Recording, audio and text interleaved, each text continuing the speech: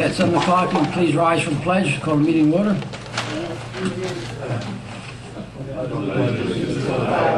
United States of America, and to the republic for which stands one nation, under God, indivisible, with liberty and justice for all.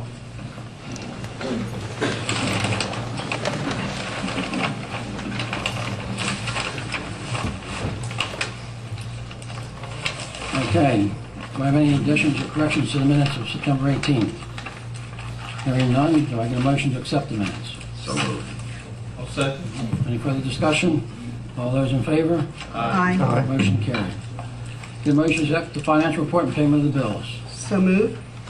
Second. Any discussion? All those in favor? Aye. Motion carried. Budget amendment, I Steve? just got one tonight, budget amendment number 2014-003. It's to recognize $3,997 of forfeited seed funds and their use in funding the design, development, support hosting of the town's new website.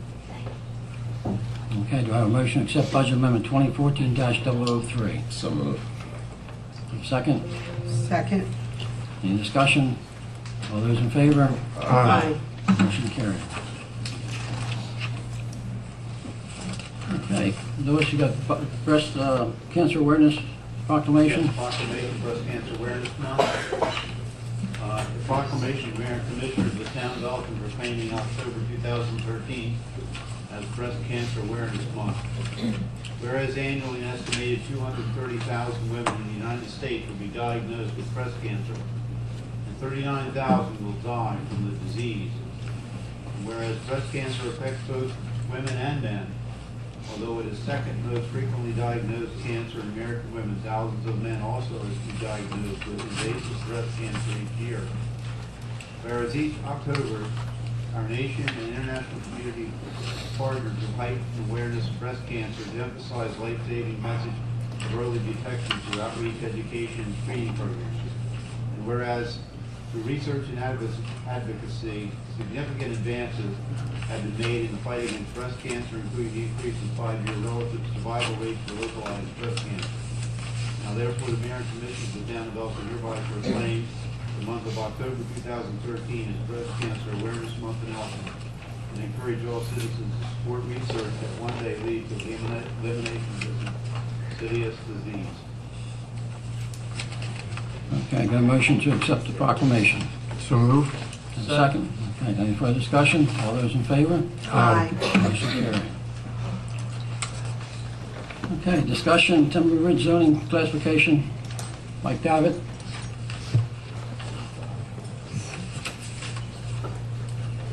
Good evening, Mr. Mayor and Commissioners. Good evening.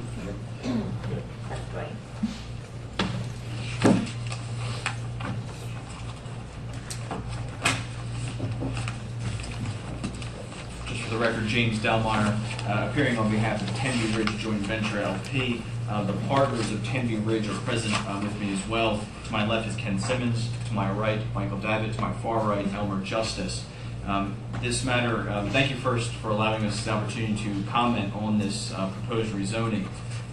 Tenby Ridge Joint Venture is the property owner of record, and we are not the moving, I guess, party in this asking for rezoning. In fact, this, I understand, came from the Planning Commission, originated back in August.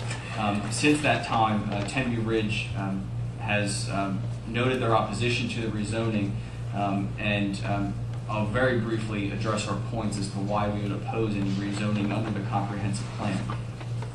First and foremost, this property was brought in to the town of Elkton by way of annexation around June of 2012.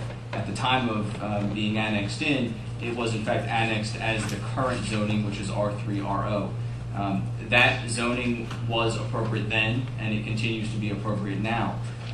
The proposed rezoning from R3RO to R2 is, I'd argue, not supported by the comprehensive plan, and it kind of goes against what the annexation agreement was all about. Generally speaking, and I don't want to go too far into the technical aspects of this, but the 2010 comprehensive plan considers this area specifically of the Tenby Ridge property a high-density area, which is one of the reasons cited in the the annexation plan by the town, which is why it was brought in under R3RO.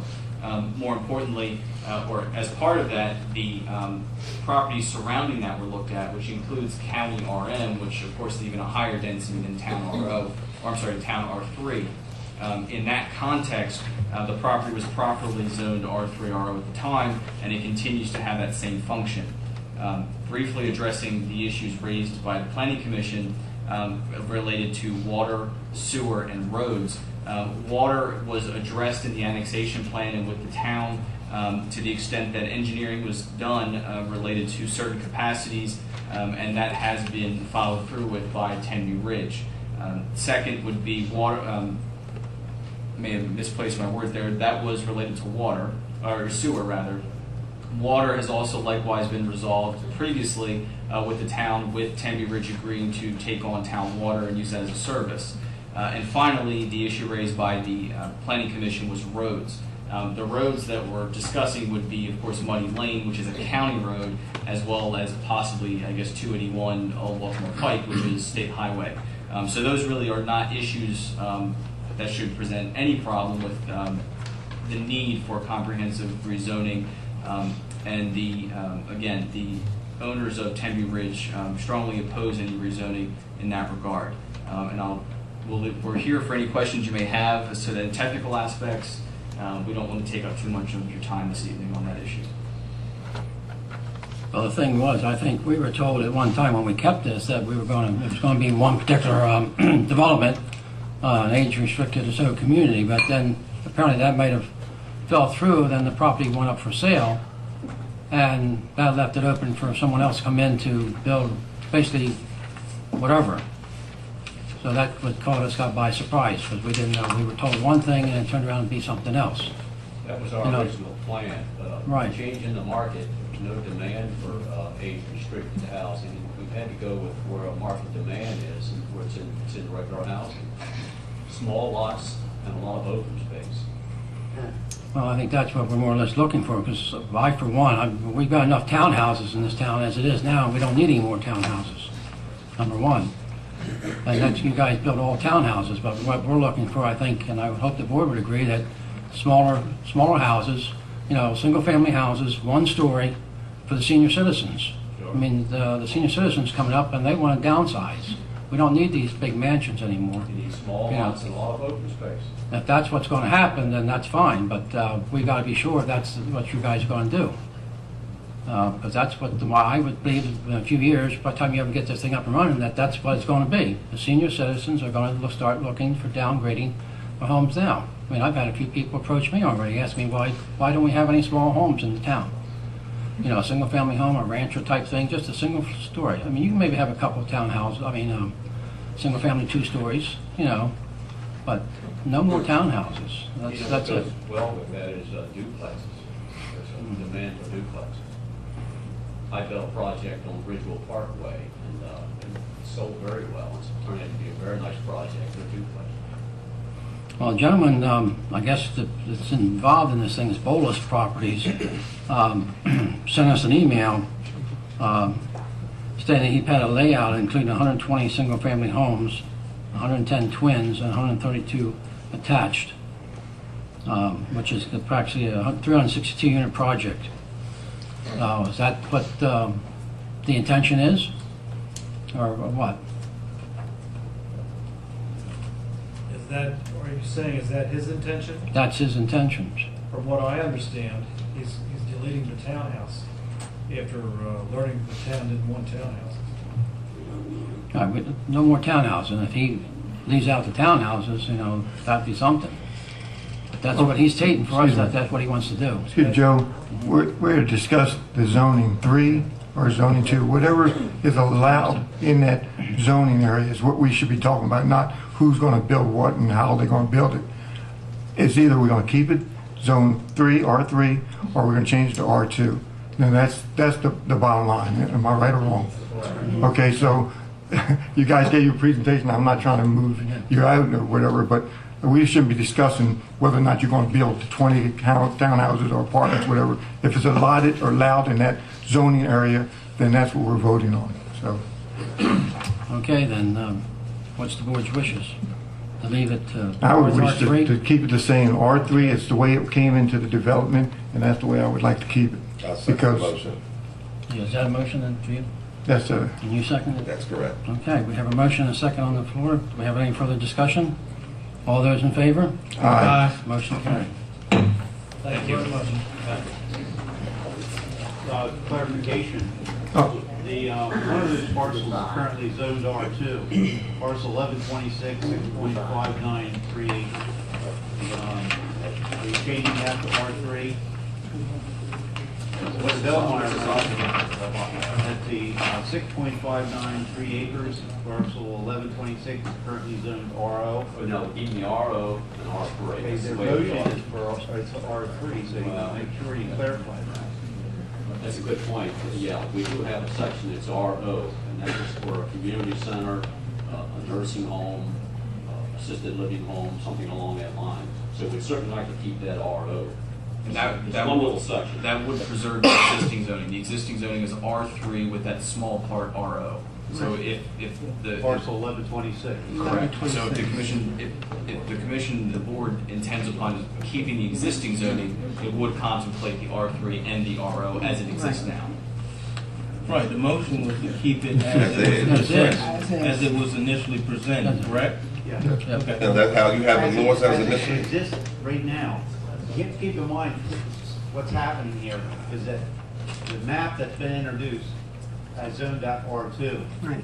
Based on the board's motion to maintain the existing zoning, which is R3 except for the R2 part, RO parcel, excuse me, if your motion is to keep that zoning, then you have four parcels that are R3, and that 1 6.5 acre parcel is RO, which Mr. Justice just mentioned. But that's the way it was originally. Yes.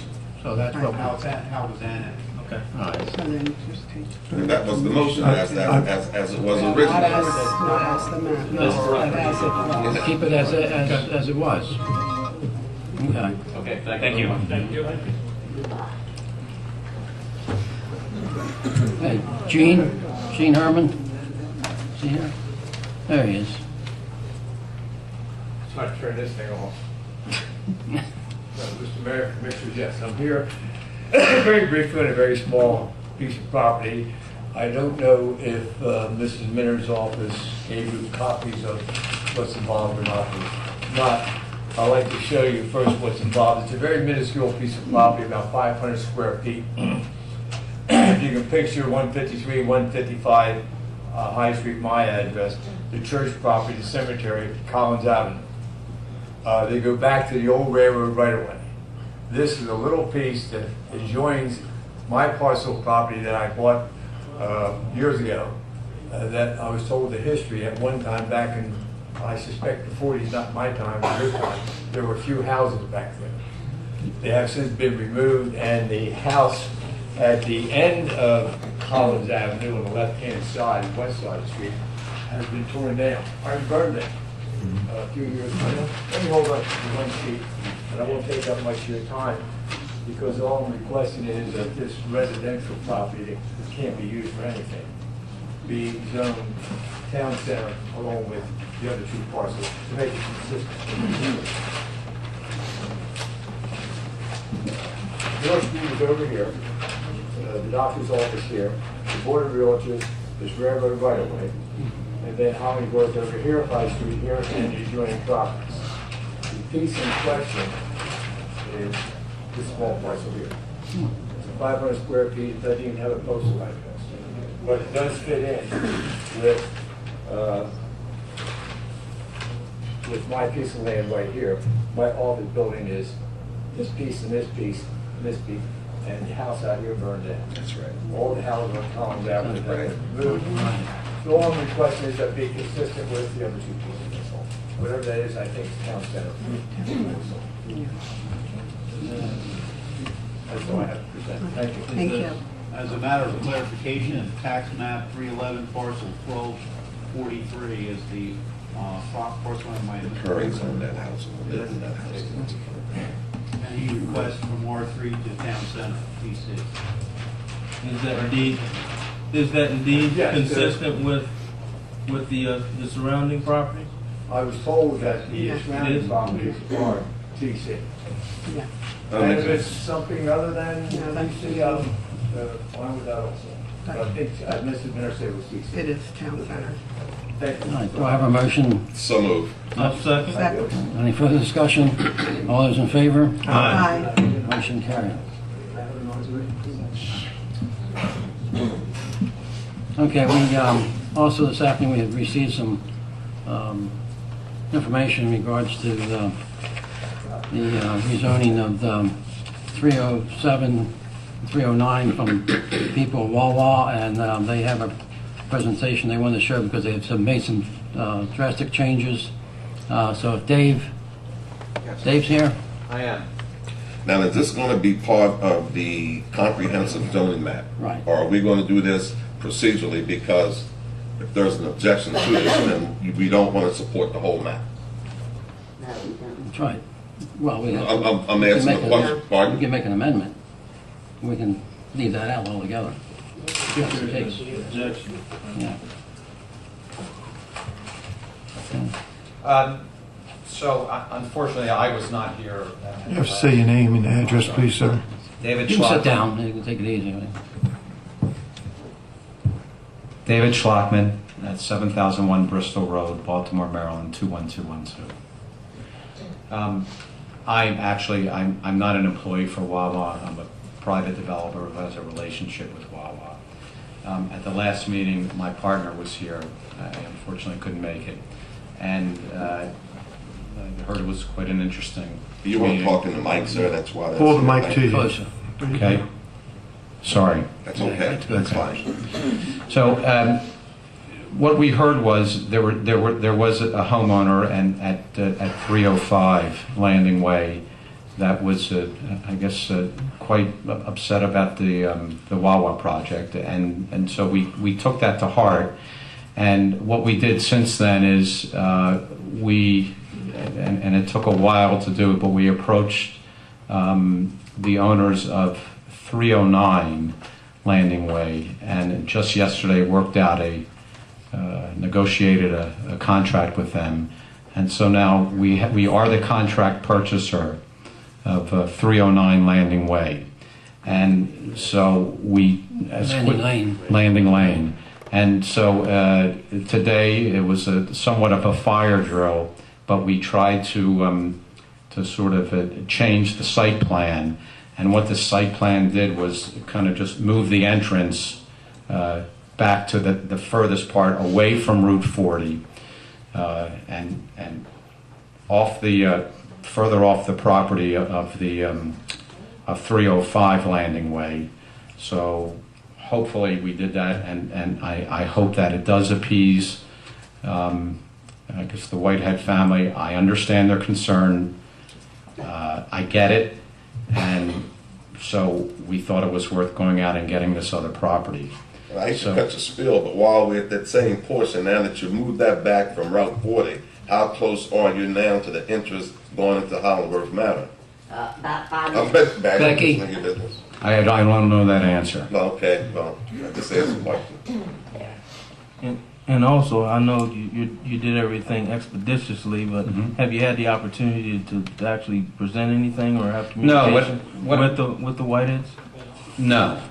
This was all done today, basically. I was hoping to meet them here. I don't know if they're here or not. But I'd be happy to share it with everybody right now. I've got copies for all of you, and you can take a look at it. Because I know it came late, I did print out, I'm thinking this is the new map, but if you could share it, I'd appreciate it. I made it. Oh, we can Oh, blow it up. okay.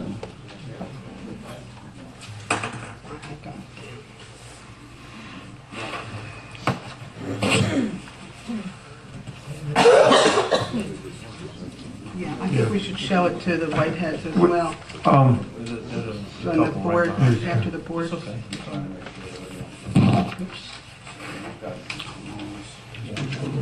Set that up there, out there. Just hand it to him. Okay.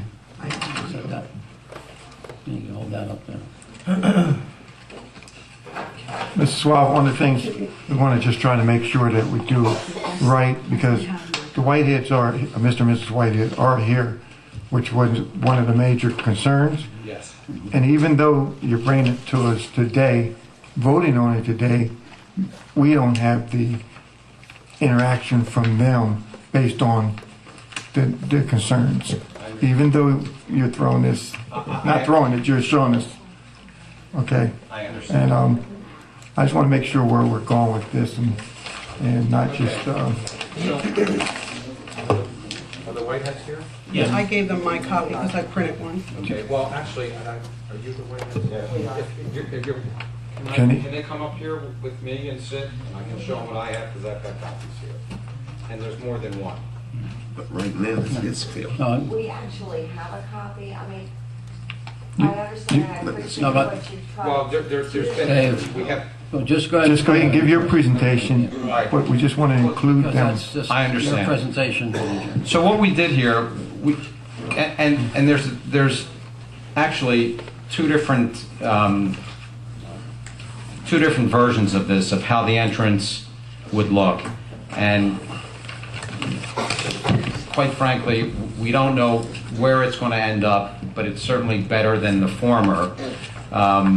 My preferred is the latest version, which if you all see it, it's sort of like a more of an S-shape entrance that enters.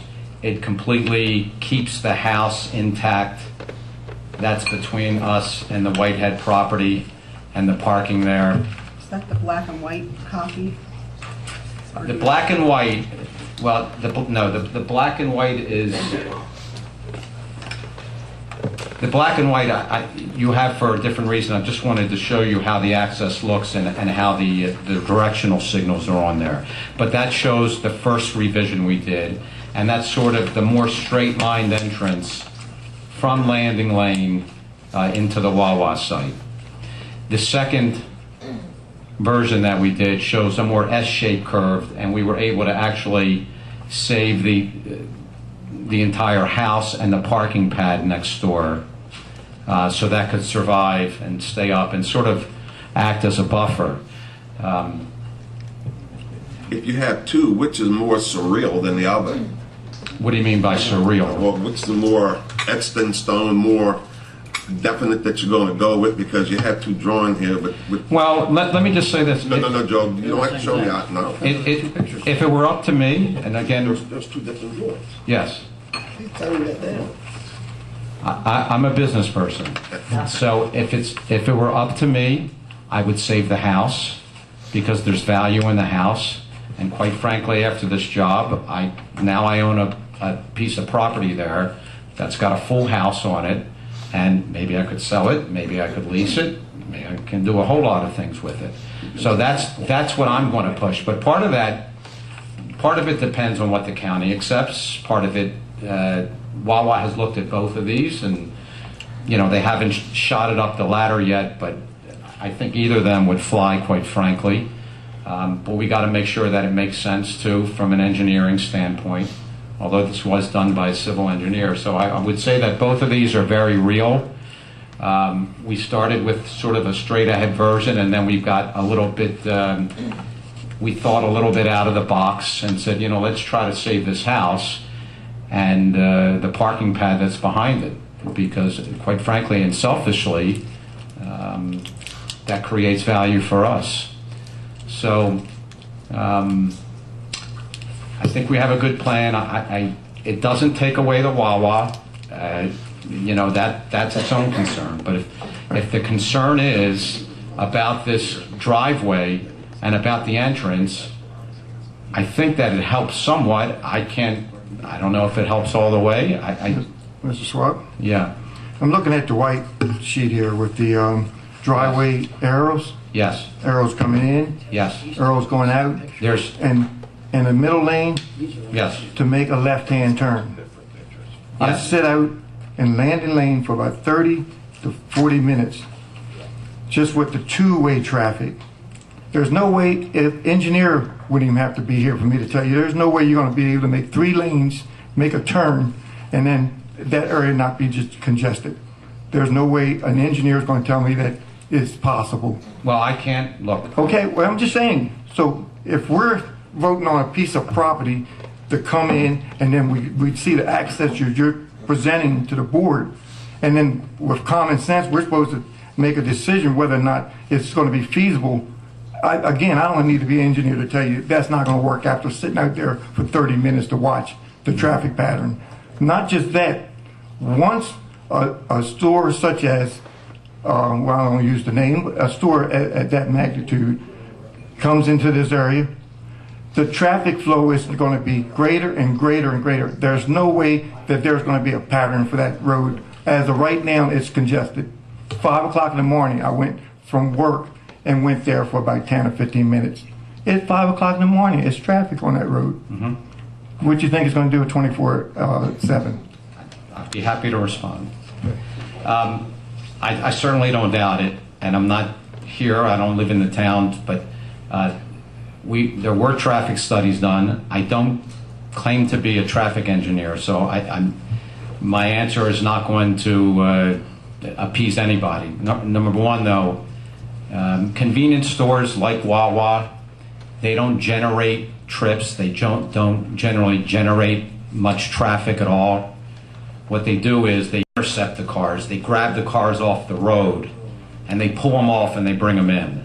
So as far as creating more traffic, you might disagree. You can disagree with the engineers, but I say at the end of the day, it doesn't happen. Okay. You said one thing that I agree with you. It pulls them in. Yes. Where do they go out? That's the question I asked you. Well, look, so you're concerned about the turn that comes out. I would say, and again, I didn't study the traffic patterns that well, and I'm really not that prepared for this, and I certainly didn't bring a traffic engineer with me. But I think what I remember seeing was the peak times on Landing Lane on this side are in the morning going north is the peak time, and in the afternoon the coming home side is going south on Landing Lane. Is that correct? I've seen that. Would you say that? I would say so. So I guess my thought would, so you're concerned about people coming out left and trying to make that left onto Landing Lane, or are you concerned about people on Landing Lane trying to make the left into the Wawa? I'm concerned about the intersection, the traffic flow from within that quarter mile, which is not even a mile, that street. There's a store that sits on Landing Lane. Traffic cannot even get out of that during work hours, 7 till 9 o'clock. It's traffic pattern, in and out, in and out. It's congested. Right. But again, I have a friend I drop off at work that lives on Landing Lane on the opposite side. Dropped him off and went to back out. It took me about maybe 7, 8 minutes for me to get clearance to be. Can you tell me the movement that you're most concerned about? And again, I don't know if I can answer this intelligently, but the movement that I think you're concerned about is leaving Wawa and going north onto Landing Lane, making that left. Is that correct? No, sir. Okay. It's the traffic flow itself. Traffic coming left, right, and trying to exit out into the traffic. Right. And from whatever establishment it is. And is that all day long, or is it just during peak hours? Because I know how much traffic goes on here. I can't answer that one because I don't sit there all day. Well, look, I think my answer to that, and with all due respect, Mr. Piner, my answer to that is I'm not a traffic engineer, and nor is anybody in this room, I don't think. So, you know, the people that are making these decisions, I don't think you can just make an errant decision saying, I got stuck in a jam there for 30, 40 minutes. Does that happen every day? Does it happen once in a while? I'm not the guy to make that decision, but I can tell you that in my development, Wawa would not take a situation and invest the kind of money they're investing if they think that there's going to be, people are not going to be able to get in and out on some kind of flow. So they're going to go to an engineer. We're going to talk to the county. We're going to talk to the State Highway Administration and get this thing to work somehow. So I don't know how. I don't have those answers. But just to say sort of I've been backed up on this road and it's just not going to work, I'm sorry. I've got to respectfully say to you, I disagree and that there is a solution. I just don't know what it is. Well, if I may say something, what we're voting on here is comprehensive rezoning. There's 3 properties here that were recommended for approval to us from our planning commission for C2 commercial highway. This process, we're looking at it as one entity right now, a Wawa. We're looking at blocking off a corner to commercial highway. And it still has to go before the planning commission. It still has to go through all the channels with state highway where the entrance should be. So what we need to be concentrating on is the C2 commercial highway blocking that corner. It could be Wawa, it could be anything coming on that corner, but that's what, and then we'll go to the planning commission, and the planning commission will go through all the proper channels like that have been done with everything else that we have here in town. That's true. That has to go through the whole. Have I to go through understand. everybody, No, all the we're- steps. I've developed before. In Elkton, I developed the Walgreens here, and I hope we did a good job. I hope it's satisfactory to the town. But we understand processes. We know how everything works. It's not like, okay, we got it. Let's start building. We know that should the battle continue, or should this project continue, that there's more things that we're going to have to work out. It's not just, okay, we're done, let's do it. I mean, and traffic happens to be one of those. So, but it's not the only one. But it's certainly a concern, and it's something we pay a lot of attention to. Because if it's not the right traffic flow, their store's not going to be successful. Okay. First, you gotta get the approval too from the necessary entities for that to happen. Exactly. Exactly. Absolutely. Exactly. So that could be it right there, from State Highway's opinion. Yeah. Well, and State Highway is a very independent entity. Mhm. And like, you know, if I don't know if there's concerns from Route 40, but I can tell you that State Highway will tell us what's going to happen on Route 40 with access permits and entrances. So, Okay. Any other guys, any questions or anything? Okay, then. All right, Thank you. Thank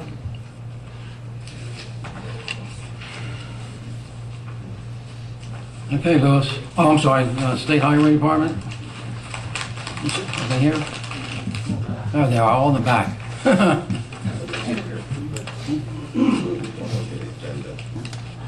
Yeah. State Highway.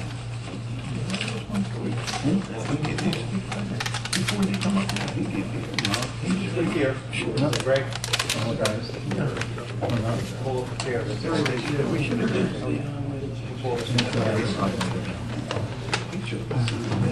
Greg Wilson is the district engineer, and he was invited to bring us in. Low revenue, and how quickly you're gonna replace that.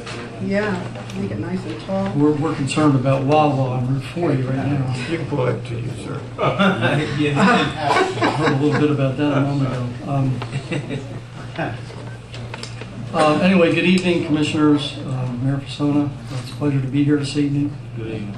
As Mr. George said, we're here at your request to discuss your concerns relative to the flooding on Maryland 7D, specifically your request for a new bridge over Big Elk Creek and the dredging of Elk Creek immediately below the bridge. I have with me on my left this evening our Deputy Director for the Excuse Office. me. Could you guys walk outside, discuss that please, because can you hear it for the tape? Thank you. As I said, with me this evening, we have on my left is Mr. Glenn Vaughn. He is our Deputy Director for the Office of Structures, Maryland State Highway Administration. To my right is Mr. David Preach. He's with West Consulting Company, Vice President of West Consulting Company. So at this point, if you have any questions concerning the bridge, or Glenn, do you want to?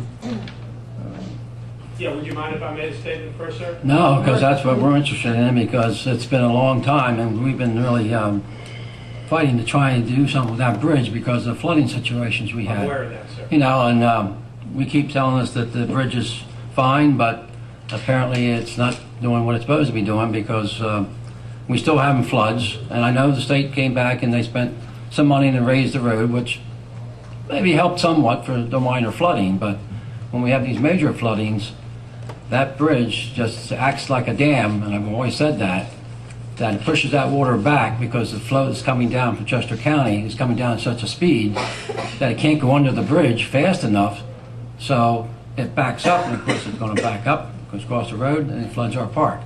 And it's costing us money. I'm sure it's costing you gentlemen a lot of money to clean it up, as well as us having to clean up our park every time. Okay. So, please, Do you mind if I stand? if you like, that's fine. Okay. Can I just ask one question? How many people in the audience are here tonight to hear about the Delaware Ave Bridge? Just raise your hand. Okay, I assumed that I was going to be talking to a big throng. No. Apparently, a lot of them are here to hear about another issue, so I won't belabor this point. I'll speed it up. Just, yeah. There's three issues out there, the way that we look at this. You've got a roadway overtopping problem or a flooding problem of Delaware Avenue.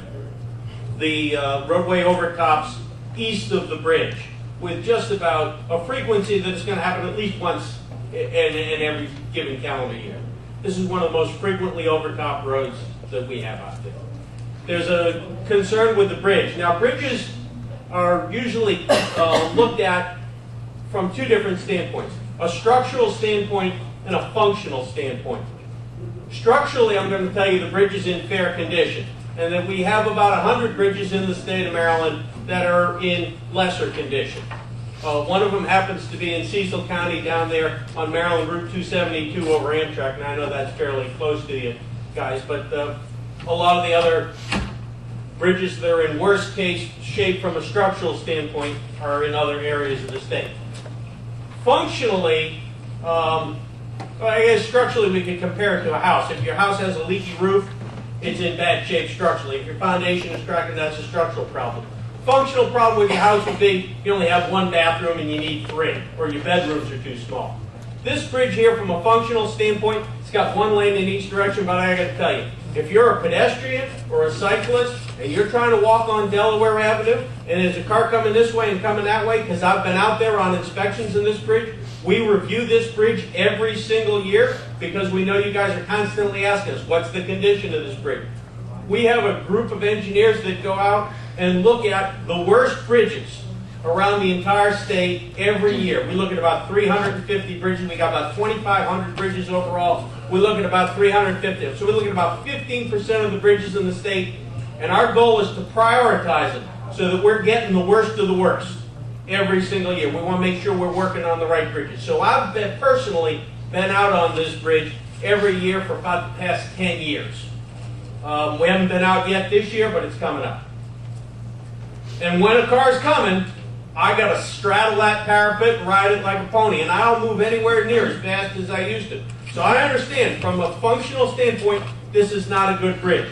I'm also aware that the State Highway has a project to provide some type of pedestrian bridge downstream of the existing structure that's going to eliminate the need for people who are trying to access that park property east of that to have to walk on Delaware Avenue. And that's a good project. I don't know exactly, it's not in my shop yet, and I don't know what the funding status of it is, but I do know that it's an active project at State Highway.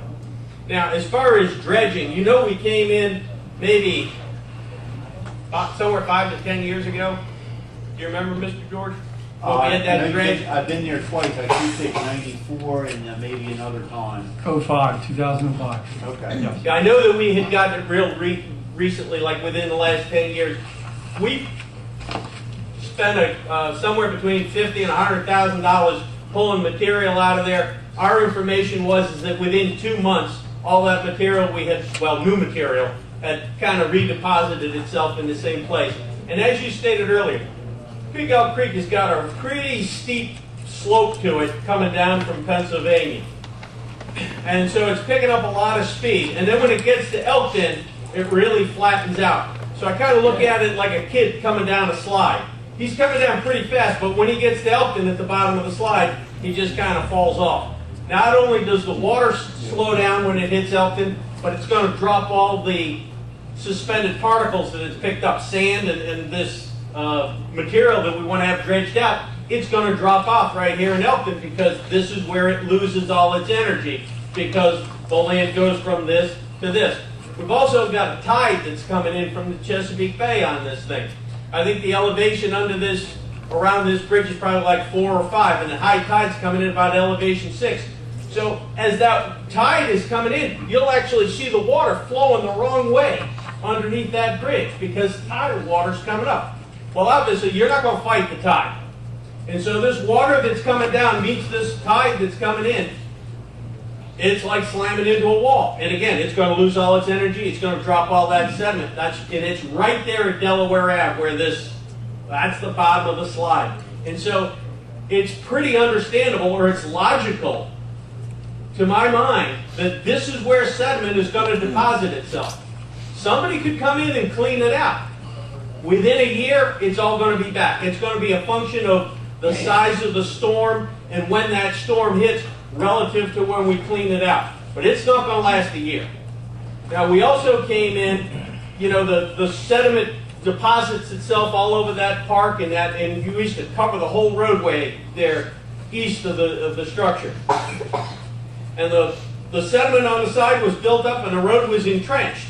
And so certainly when the stormwater came in, that trench there was a great place to dump all that sediment. So when the water receded, all that suspended particles or sand, grit, silt, whatever it is left right in the middle of the road. Instead, I would have to come out there and clean it up. Now, they did kind of build the road up so that the road and the park were pretty much the same elevation. Over time, this park is going to build itself up again because every time this stream sees a significant storm event, that whole road is in the floodplain, and that stream jumps out of bank and it's going to flow across Delaware Ave. If we were to raise Delaware Ave, we would be creating a dam or a restriction across that floodplain, which would then force all the water to come under the bridge. At that particular point, that bridge would be drastically undersized to be able to do that. If we were just to raise Delaware Avenue, let's say 10 feet, just put some big embankment in there so that it was nice and high and dry, you're now going to dam water up and cause a heck of a lot of flooding upstream because the bridge is nowhere near big enough. The bridge was sized to pass regular storms, and all the overflow has always flowed across the sump or the low point, which is to the east of that structure there. So hydraulically, we looked at what would happen. Now, nobody's proposing this, but we looked at this in a hydraulic model. What would happen if we took Delaware Ave Bridge and just removed it completely? Now, again, nobody's talking about doing this. We just did it model-wise to see what would happen. How much of an impediment to flow is that particular bridge? And we had about a tenth of a foot, which is about 1.25 inches, of reduction in the water surface as a result of this. And again, it's because of this relief valve over here. If we were to build some kind of a structure, we'd have to basically cross the entire floodplain there in order to keep that dry, or to keep Delaware Avenue where it might flood maybe a 25% chance of flooding in a given year. We're talking about 1,000-foot long bridge, significantly higher, cost range probably around $10 million or something like that.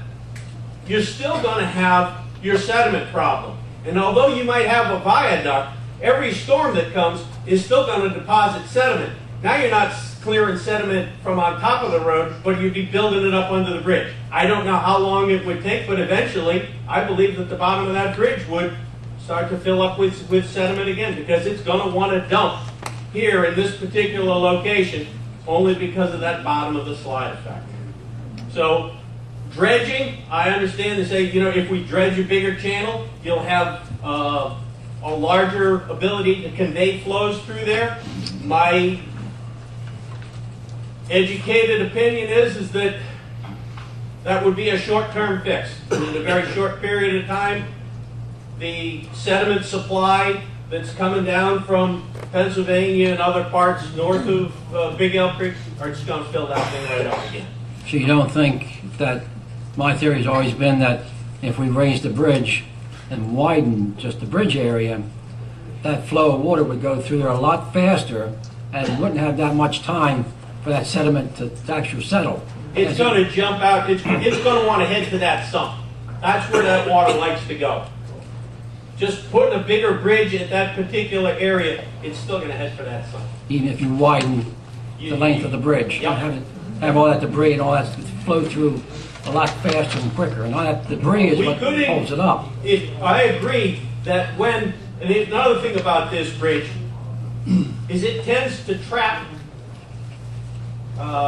stream debris, big trees and that kind of, I mean, they get hung up in that support that's there just about every time we go out. We'll see lots of trees that have come down from somewhere and they get hung up and caught in that bridge. And again, that tree coming down that river, when that river's got lots of energy on that steep slope, like that kid coming down that slide, that tree's going on for the ride. But when it hits that tree just kind of like laying there in a pool, and it's perfectly logical or perfectly expected that that debris is going to clog there. And when it does, there's no question, it clogs up that bridge, which is going to force that stream to come out of bank that much more frequently.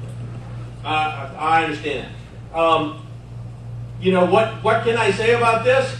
Whoever built that road there, whenever somebody said that there's an origin here and a destination that we want to get over here, let's build Delaware Ave to connect them, it probably wasn't the best place to build a road. We try not to build roads in floodplains. Normally now when we are looking at structures, we try to span floodplains and this kind of stuff, but certainly anything of a viaduct or an embankment on Delaware Avenue in the park area is going to be a bad situation for you, just going to cause a lot of flooding upstream. That relief of 1,000 feet, which is the floodplain that stream wants to exist in when these big storm events come, that's really got to be maintained and stay open there. It's not going to be just some little 300-foot long bridge. I mean, would have to be looking at something over in the 1,000-foot range in order to try to keep Delaware Avenue dry for a frequency, let's say maybe it might flood, you know, you got 1 in 4 chance of flooding every year. Right now you're going to flood every year. That's just I mean, when we look at it, and it's like a horse race. You know, this one's got 100, it's got a real good chance of coming in. We got a real good chance of Delaware, and you guys know better than I do. I mean, you know how often you're shut down, and you're easily shut down at least once every year because of overtime. So you were saying that basically it's like a little sump where it gathers and floods right there at Delaware Avenue. Is there a way, I'm sure you guys have already thought about this and looked at it, but is there a way engineering-wise to actually make it do that further downstream so it can actually get past Delaware Avenue? In other words, you're saying that the tidal meet like the tidal influence is coming up past the bridge. Coming from the opposite direction. It's coming from the bank. Right. Yeah. Is there any way engineering-wise? To stop the tide? Not to stop the tide, but to prevent it or create something that would allow it to meet at a different area, rather than right there at Delaware Avenue. Maybe a tide gate, but I don't think that's going to solve your problem. You still have the sediment supply coming from the watershed, and it's still going to come down through there. And I was on Google Earth this week taking a look at the watershed, and if you Google Earth is just such a wonderful tool. I don't know how much you all use it, but it's really amazing. If you take yourself on a walking tour up the watershed, you will along the stream you will see there are other sandbars up there. The only really way to get rid of that sand is to prevent it from prevent the source from coming from upstream. And right now there's 2 active breakout channels occurring In between Maryland Route 7 and Red Hill Road, if you go look at Google Earth, right near Howard's Pond, a little bit to the, I don't know what direction that is, but it's on the right bank as you're looking downstream. There's an active channel that is trying to cut off the bend there, and that is supplying sediment down towards Delaware Avenue. And then right upstream of Red Hill Road, there's a breakout channel that actually bypasses the little dam on the creek there. It's a diversion. It's supposed to be there. Oh, it's supposed to be there? That's a diversion to offset the flow that was put there in 1930 or something. You know. Well, if you, one of the things you can do on Google Earth too is you can do a time history of, you can go back and look at aerial photographs 20 years ago. And you can see that how much sediment was there 20 years ago, and you go in there today and you look at it, and a lot of that sediment that was in that diversion is gone, and it goes down Delaware Avenue. So just dredging over and over again, unless you get rid of the source, wherever it is upstream is not really your answer. It's very expensive to do it, and you know it was dredged in 2005, and 2 months later was filled up. And I was working on that project for SHA back in 2004, and that bridge overtopped 4 times in 2004 while we were working on it. It was just incredible. The bridge or the road? The road. The road, yeah. The bridge stays fairly dry. It's the road to the east that's... Right. Well, and it's because there's 2 little circles under that bridge. And, you know, all the engineers are doing all these different studies, but you need to come see it before the water, before the flooding. And watch how the water's running past very quickly, then you get a tree and another tree and something else. It's clogged, it's stuck. That's the way you see it. But I watched the whole thing from the beginning once. It hits there, then the water goes up the street, Delaware Avenue, crosses the street, and the town floods.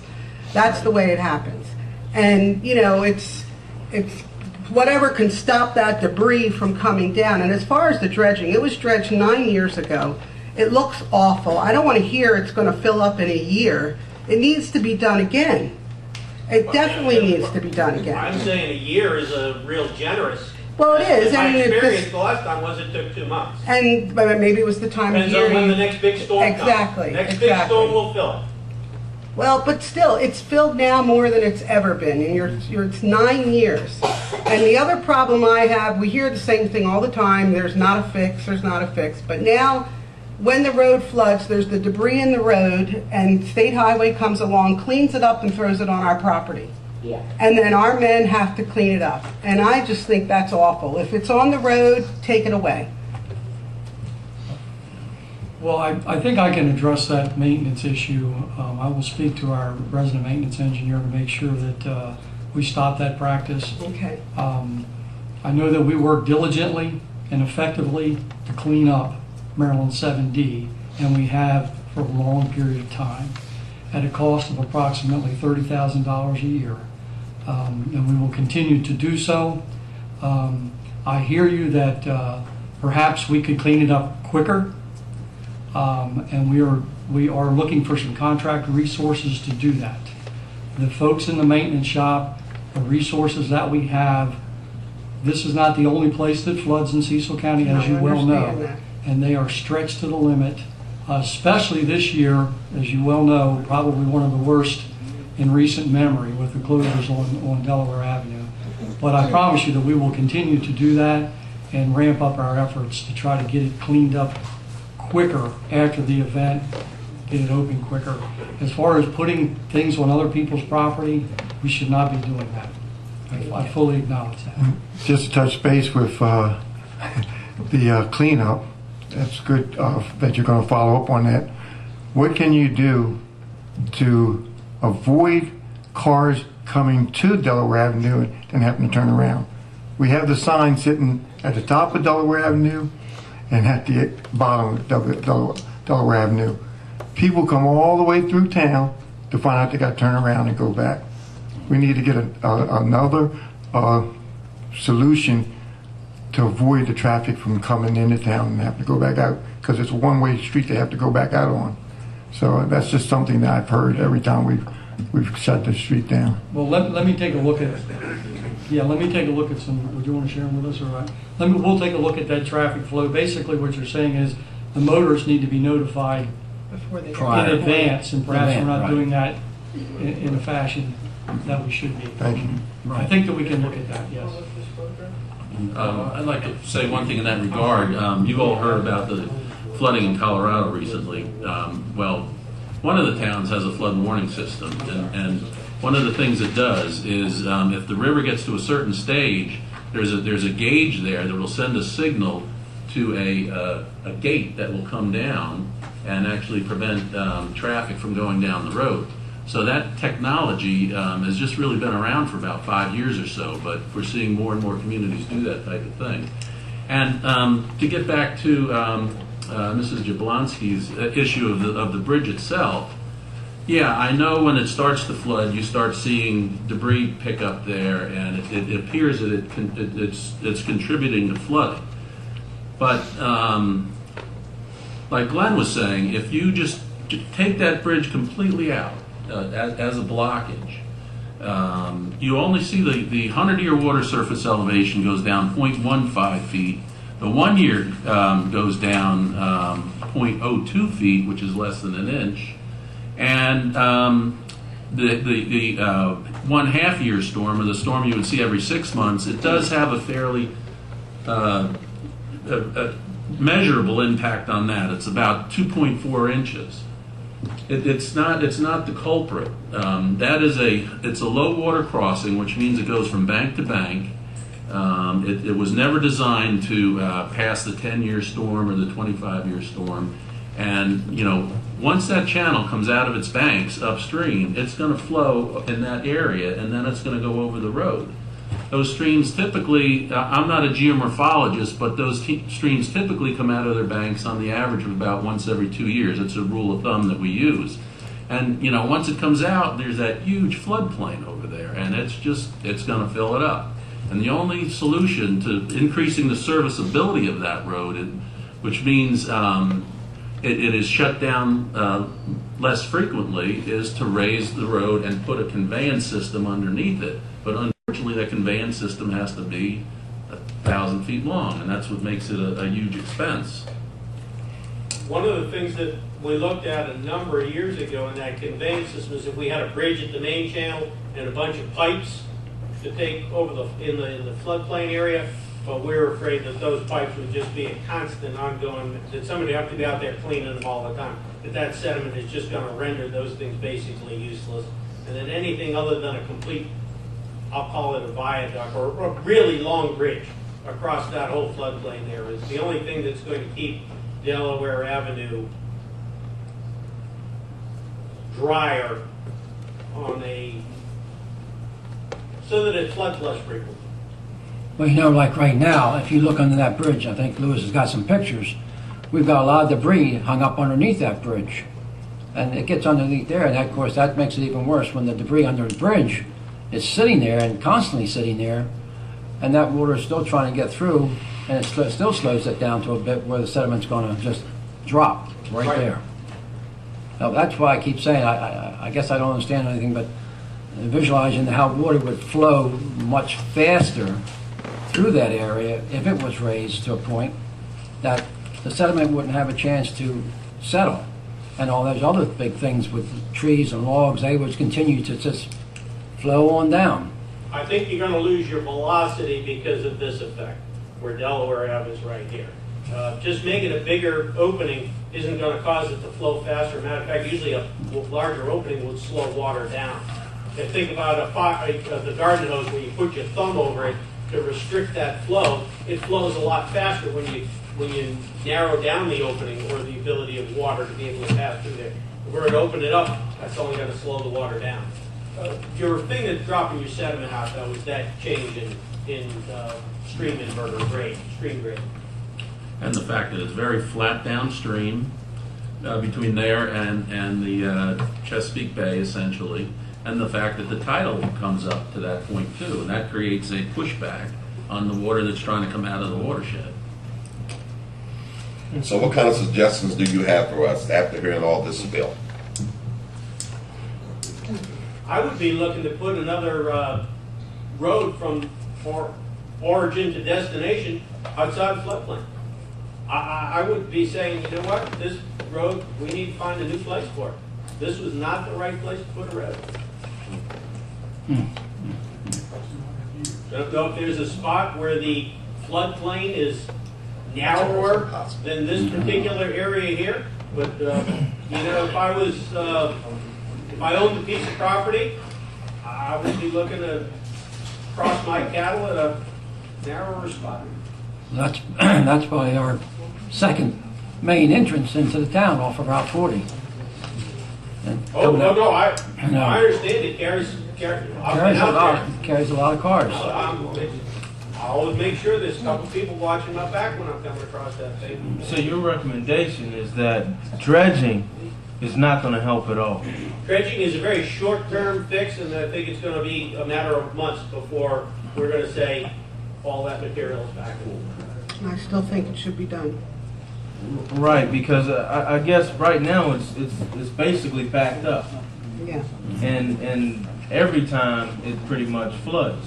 So to have some sort of relief seemed like it would help the situation, at least keep it flowing until it fills again. Real temporary.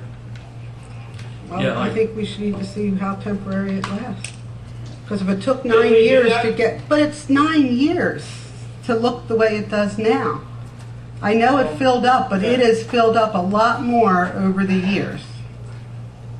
Well, we prepared a report back in 2006 that I helped with the State Highway Administration on. And during the time I was working on the project, it was dredged. Within 3 months later, it had all come back. Just about all of it had come back. And you know how frustrating that is for us, because we had to prepare the permit. And, you know, you got to go to the Army Corps of Engineers, you got to go to the state, you know, to go through all that process. And then see it come back in 3 months, it was like, wow, you know. The way to get rid of it is at the source, is ask Maryland DNR to look at the watershed and see what can be done. Because unless you limit it at the source, then it's just going to keep coming down in there. And just dredging is going to be a very short-term fix.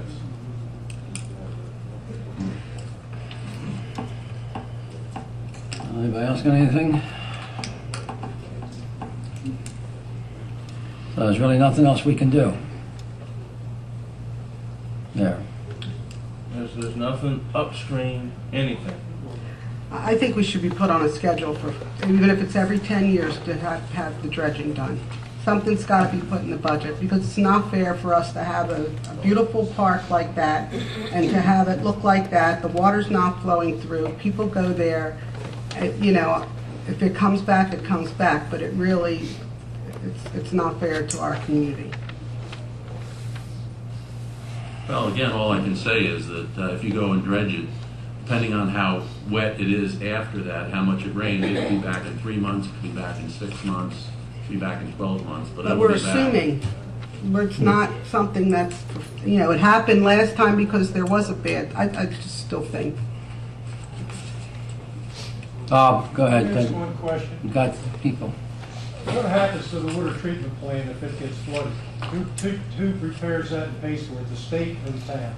Good Because question. this is an issue that was brought up several meetings ago. That's right. That's right. This is, I think, why you're here. That's If right. If that's destroyed, who repairs it and pays to have it redone, the town or the state? That's a good point, because he's right, because that does back up, and of course, our water plant's right there, and it's gotten up to the buildings at times. And if anything was to happen there, then we got serious problems with our water. Well, that's another reason why you'd have to span the entire floodplain, because FEMA, that you're in a FEMA floodplain there with a FEMA floodway, and if there's an insurable structure impacted by construction, which would be, say, a 1,000-foot-long bridge, or anything less than a 1,000-foot-long bridge, which might increase the 100-year level a half a foot, maybe a foot and a half, and it impacts that structure, FEMA won't allow you to do that. Even if we put this long bridge in, if there's a water treatment plant that's getting flooded, it's still going to flood. I mean, if it's close to the floodplain, If the water treatment plant's in the floodplain, when the waters come, it's getting hit. It is in the 100-year floodplain on the FEMA map. And so is the structure on the other side of the road where the skate park is right now. I think the question was, whose responsibility is it?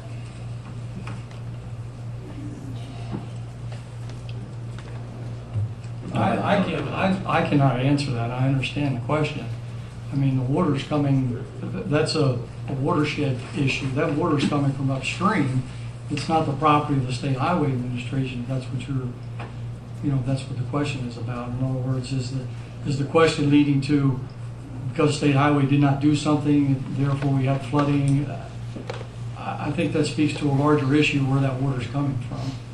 It's a very, very large watershed. Anything that's built in the floodplain is risk safety. I understand.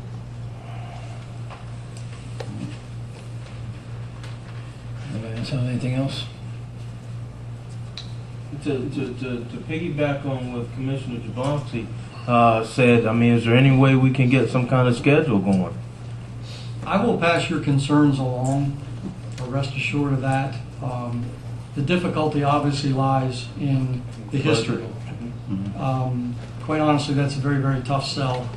In 2005, perhaps $100,000. 2014, 15, obviously it's going to be more than that. But I will pass your concerns along. Certainly will. With all the bridges that you have you ever found another municipality in similar situation or dire straits as we? This, I would say, there's another bridge down on near Montgomery County, just outside the Capital Beltway, Northeast Creek, that floods a little bit more frequently than you guys, but it's not the same kind of a setup. You guys are more of a municipality. That's some, parkland type stuff there. Not the number of people, not the dense pack of the development of you guys. It's not It's affecting a more businesses frequent flooder or- than you, but I don't think the impact of the flooding is stuff, because I don't think there's as much development in the floodplain. It's kind of the roads getting overtopped, but there's nothing around there that, is saying ouch. But it's not a very big cleanup job either. I'm not familiar with I'm not familiar with what takes place there with respect to the cleanup. Because that's our biggest problem. This is cleanup, and you guys clean up, and then our park's got to get cleaned up, and of course it's unusable for the residents to use, and it's a nice park, and they like to walk it, and we have to close it down for a few days so we can get it cleaned up ourselves. Now, I'm not from Cecil County, but one of the young engineers that works for me is, and he told me that he had to disappoint his kids because he couldn't come to fireworks at this park, even sometime in the very recent past. So even he's hollering at me. You got to do something so my kids get fireworks. Well, we got the highway. Go ahead. Yeah, Mayor. Dave Willis. I live out on Walnut Lane, and I appreciate the comment that Mary Jo made. Maybe periodically we're going to have to do some dredging. But I remember back in the 70s, the state, in conjunction with the Corps of Engineers, got these big cranes on tracks. And they started below this bridge, and they went from this bridge up to going out of town. Took the cranes on the other side, and they followed that all the way up to the Ricketts Mill Bridge, and they had areas where they pulled huge trees out and all this debris. Then they would bring tractor and trailers in and load it up, and then they go to the next one. They followed this all the way up, past at the Elk Mills, on up. Mary Jo brought up a good point. So you put some money into, quote, an escrow account. Maybe we have to do it periodically. Obviously, we're not going to bring a new road into Delaware Avenue. That's not going to happen. So you go to the plan B. Maybe you have to, in conjunction with the Corps of Engineers, get together. You pull all this debris out periodically.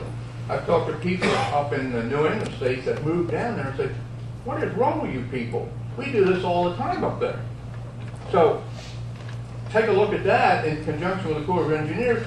Put it into a budget. Maybe we have to do it every 6, 8, 10 years. But I remember the last time when we did it back in the 70s, it lasted quite some time. So if we can't put a new bridge and a new road, that's not going to happen. Look at Plan B.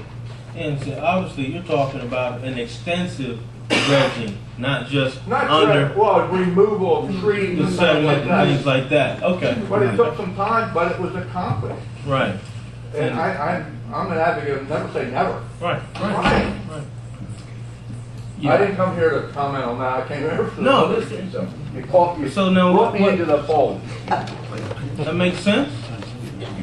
Yeah, I'd just like to quickly respond to that. I mean, that sounds great in nature, and I'm the hydraulic engineer on this project, and you can do that, but it's not going, it may, to some slight degree, lessen the overtopping of that roadway that sits in the floodplain, Delaware Avenue that sits right in the floodplain, but it's not going to get rid of that problem. It may make it look more aesthetic, make people feel happier. Maybe you can even put a boat in it if they dredge 3 or 4 feet, because the tide comes in there. At high tide, you could put a boat in there, but it's not going to prevent the overtopping of that roadway. I think we're all on the same page as far as knowing that we're not going to stop the flooding. Right. I think what we're talking about is can we slow the frequency down?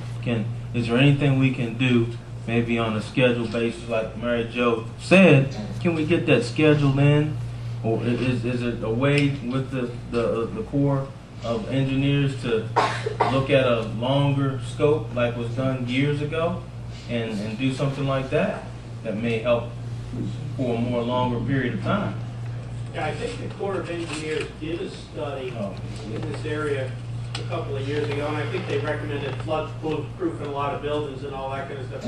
I don't think they really gave you anything that, personal opinion is, that we're asking you to spend a lot of money, and there weren't any guarantees associated with it. I don't know whether I'd bid for that either, so I guess if somebody was nobody asked, but if somebody was asking me that advice, I think you made the right choice there. I think that would have been $1 million that would have been kind of like, we're not stopping anything. We're just trying to hold the water back. Just putting bars across the door. Do the best with what we have. Yeah. Right, because that's basically what we did with raising the road. We thought, for minor flooding, by raising it a couple of feet, that helped in putting the swells down the side and keeping them nice and clean so the water would flow quicker and get off the road. Well, it has worked with the smaller ones, but when you get the big ones, well, and like you said, then the swells get all filled up with sediment all again, and that's it. Yeah, it's like a blanket. Right. Well, before, you had like a foot or so, in the road before you even get in on the over the parkland and stuff. So that's one avenue. That's one avenue we tried to correct and try to fix. And if you do another, take it a step further and try to slow it down again, that's what I think we're all looking for. Basically, it's not that we know we can't stop the flooding, but if we can slow it down again, and as much of the occurrences of them, then that would be a big help as well. So if we can look into that, find some way to do that. Yeah, and if I might just, in 2010, I believe, was the time that we raised the elevation of the roadway. I think it was approximately 17 inches, and that has decreased the frequency, and it has helped with the cleanup a little more. But this spring, and most of this part of the summer, was an anomaly as far as the events. So we're not really able to even say that was successful, because we just don't have enough data over time to say, okay, it decreased it X amount of times and things like that. But, and I think that overlay was around $700,000. And I have a friend that lives right there, and she calls it her waterfront property now, but what she explained to me now, since the road you did bring up the road, it doesn't stop the frequency, but what happens is the flooding goes down quicker. Right.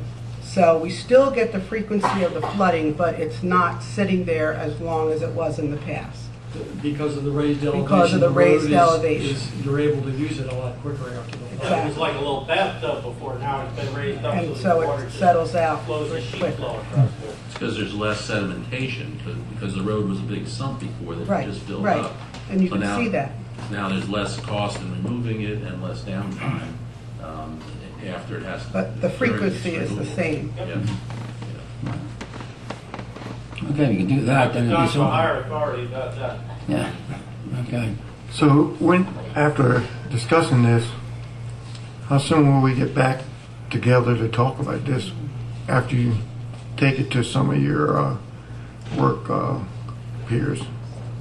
I know you're going to take this back. You said you're going to take it back. Well, as far as the maintenance issues, I can handle that directly. That's not anything that we really need to reconvene to discuss. And that was the debris on, I guess we're putting it on town property. And then the other one was the faster cleanup. We will take care of that, and also the notification of the motorists. We'll take a look at what we're doing to notify the motorists of what's going on and when the road's closed. The other, I guess, larger, the dredging, I will pass that on. We will convene anyway for the CTP tour coming up. First of November. Yeah, that's one of the dates, but yeah, so. I'd just like to have some follow-up on Yeah, what we're talking about. and I assure you, I will do that. I will do that through Mr. George if you wish. But I'm sure that, well, I'm not sure, but perhaps this will be discussed again at the CTP tour. But I will make my folks aware of. I'll certainly alert the folks from the headquarters that are going to attend that meeting that that's certainly an issue. Thank you. Okay. No, appreciate it. Anything else, anybody else? Thank you for your time. Thank you. All right, thank you. Yeah, rotten kids left me any pork chops. Okay, Louis. First item I have is the ordinance 813, which is the zoning ordinance and the zoning map. It's presented tonight with the board's adopted, and I believe that the board has made some amendments that would include the Tenby Ridge Joint Venture LP property and Mr. Herman's property as specific changes from the map that was introduced. Otherwise, I don't believe there's any other changes. Okay. Well, we did not hear from the second party. Remember, we talked about this, but you called up the traffic transportation people. Right. So I would like to hear from them before we make any kind of decision on this, because this was all brought up to us today. A lot of us got it a little earlier than others, and I would like to hear from them before I do anything. Sir, I don't want to, this is procedurally regular, but I represent Mr. Patel, and he'd also like to be heard on the issue of Landing Lane. Well, that's, okay, that's something that you guys signed up for. Yes, This sir. is, That's not. okay, and again, the mayor's running this, I'm just like to hear from them on this issue. That's all I'm asking. Right, you got to hear the other side. Okay. That's the board's wishes. Thank you, Mr. Hunter, Mayor, for hearing me again. My name's Andrew Whitehead. I live at 305 Landing Lane. This is my third time here speaking before you guys, and I appreciate DMS's presentation on moving the access road, but I'm no engineer, but I can see where that's going to probably still butt within 10 feet of my property line, about 30% of my property distance with that S-shaped thing. So I'm still going to have the back half of my property loaded with noise and traffic going in and out of Wawa. And as you know, in my letters to the board, that I didn't oppose the building of the Wawa. I opposed the entrance off of Landing Lane. The traffic that's going to be jammed up in front of my house, the safety of getting in and out of my driveway with all this increased the traffic. Well, Wawa is a traffic gathering place. It gathers there and then dumps, and that's what happens. That's what's going to happen at that Wawa. It's going to gather in that Wawa, and it's going to dump out on Landing Lane, Route 40, and it's going to make accessing my driveway very unsafe as it is now. we nearly get rear-ended every time we turn into our driveway, coming off of 40, making a left-hand turn, because we make a quick stop and there's people coming out of the doctor's office to turn in their driveway. Now we're gonna have 50 feet down the road now that it's been moved, we're gonna have another dump of traffic dumping out on Landing Lane. It's just gonna cause a traffic jam. It's unsafe. And again, they're still gonna be up against my fence line, the noise, the traffic, and there's no guarantee that he's gonna leave that house there. I have no guarantee that he's gonna leave that buffer. He's not gonna move the road over it. There's nothing telling me in writing that that house is gonna stay there. He's not gonna put something else there that's gonna even make it worse for where I live. If I'm zoned commercial, there are 2 commercial properties currently on Landing Lane, Route 40 Landing Lane, that have been sitting there for 10 years, unsold. I do not want to be stuck in my house and not be able to sell it because we rezoned it commercial and we put a big traffic dump from a Wawa out onto Landing Lane, and nobody will want to buy my property. I do not want to be forced to pay increased taxes because I'm forced to rezone commercial. I don't think it's right. I don't think anyone should be asked to live in that kind of conditions.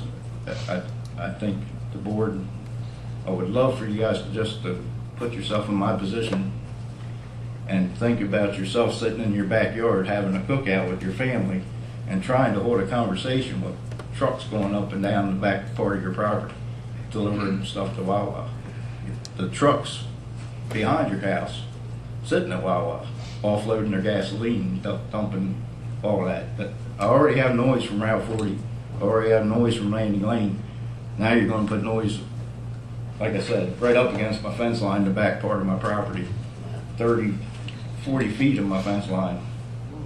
It has to be there to do that S-shaped. Now he's talking about making the road wider, 3-lane. I don't know, I don't know what to say. It's just ridiculous to ask a resident to go through this so some developer can come in and pocket a bunch of money. I don't oppose Elkton the jobs, but I do now, since this article came out in the paper about me opposing this, I've talked to the local businesses and I found out that they knew nothing about it until it came out in the paper, and now I feel for them losing their business and losing businesses from building a Wawa. I feel for them. I mean, I have no objection myself to a Wawa being there. All I object to is the access road up against my property line, the traffic being dumped in front of my house, the safety of my family, the safety of everybody that lives on Landing Lane, the foot traffic that walks up and down Landing Lane. You're going to dump a ton of traffic out on that road. It's unbelievable. We're going to put residents at risk just crossing the street. I'm asking you not to take my home away from me by letting an access road be built up against my property line. It's taken my home away. Okay. Thank you. Thank you. I Okay. think you're going to have to hear everybody now.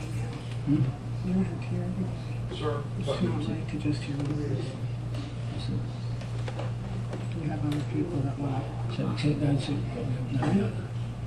just hear one. Now, this is just on this one thing, okay? Yes, sir, but I believe, it's my understanding that if there's going to be a vote on the change to the comprehensive plan, I believe it's constitutionally mandated that you open up to public comment.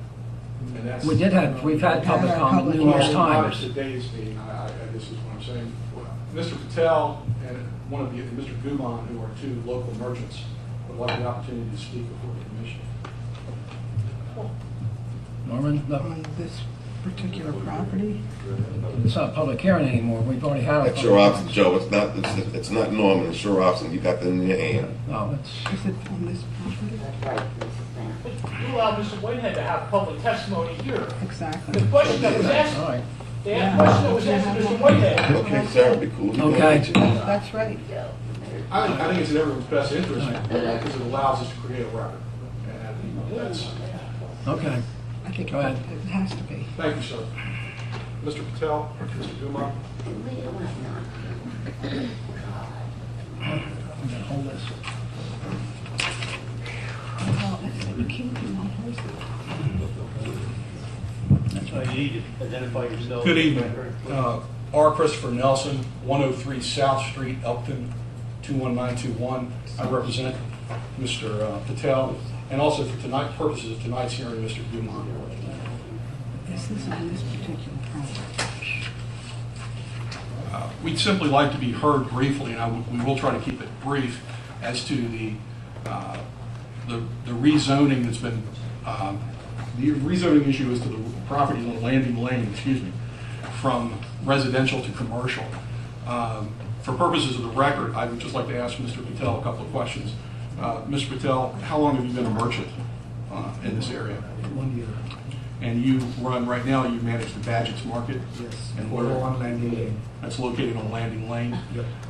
And are you concerned that any change to the zoning that would allow the placing of this chain convenience store is going to have a significant impact on you economically? Is that correct? Yes. It's going to hurt my business.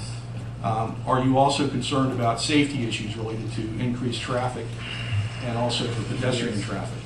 In 1 year, they have 3-4 dead on the Route 40. I mean, I think anyone that lives here knows that every 6 months or so, there's a pedestrian death out on 40. So certainly one of the concerns that Mr. Patel has is both for the increased traffic that's going to result going out on the Landing Lane and going out on the 40. And he's also concerned about possible impact on pedestrian traffic as well. I mean, you put a convenience store in there, and there's obviously going to be a certain amount of increased pedestrian traffic. Excuse me, what is his address of his business? I'm sorry. 401 Landing Lane. I'm sorry? 401 Landing Lane. And are you zoned commercial or business? Mitch's Or Market. Yeah. The Badgett's Market. Okay, Yes. okay. And Mr. Gumon, could you give your name and address for the record? Yes, my name is Avtar Guman. Address is 211 West Pulaski Highway. My business name is Navy Gas Station. The Oceanic Station? Oceanic Navy Gas Station. Okay, thank you. And sir, what is your name? Good evening. My name is Surendra Patel, and I own small business Elk Landing, 218 West Pulaski Highway, Elkton. So essentially, Mayor and Commissioners, I mean, our position is that we would at least like you to consider, prior to approving the zoning change, whether it's, we call it Wawa or DMS, whoever put the plans in, has met their burden, because it's really their burden, it's not ours. We're not the moving party here. We're not requesting a change in the zoning. We're simply responding to the proposed change that's been put forth. The issues, I know you certainly heard the terms about change or mistake as far as it relates to zoning, and I know there's been some discussion about whether that's the appropriate standard or not. I'm looking back at the minutes for some of the prior meetings. But we would certainly argue that the burden here is on the folks who are proposing the Wawa. They have to, there's a presumptive validity to the zoning plan and the zoning designations that are already in place, which those 3 properties or 4 properties that are related on Landing Lane are right now zoned residential. And so the request to change those to commercial, really the burden is on Wawa to produce enough evidence, substantial evidence, to indicate that it's in the best interest of the town, the general welfare of everybody here. So we would like you to consider all those factors before you vote on that. And Mr. Patel, he had a short period of time. I just became aware of the situation yesterday. Mr. Patel had a short period of time, but for the record, I would simply, for what it's worth, I would simply present this to the mayor and the commissioners. It's a copy of signatures from local citizens who signed the petition on behalf of Mr. Patel and other local businessmen opposing the change in the zoning from residential to commercial. Do you gentlemen have anything else you would like to say to the mayor or commissioners? Yeah. Definitely we're gonna lose our house, everything, because I just bought a business 1 year ago. I have 20-year mortgage. We don't need new competition right now. It's the same thing, all these people, I mean, if you are in our place, consider this.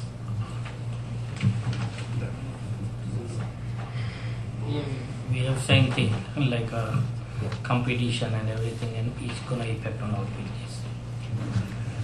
So again, we would simply ask you to consider the impact on local businessmen. The safety issues are related to a change in zoning. It's going to put more traffic out on Landing Lane. And consider whether, in your opinion, obviously you've heard everything, whether in your opinion, what was presented by or DMS, the moving party, was substantial evidence that would cause you to change the comprehensive zoning plan. Again, given that presumptive validity of the designation that's already been made. Okay. Do you have any questions for us? Yep. We appreciate the opportunity to be heard. Thank you. Thank you.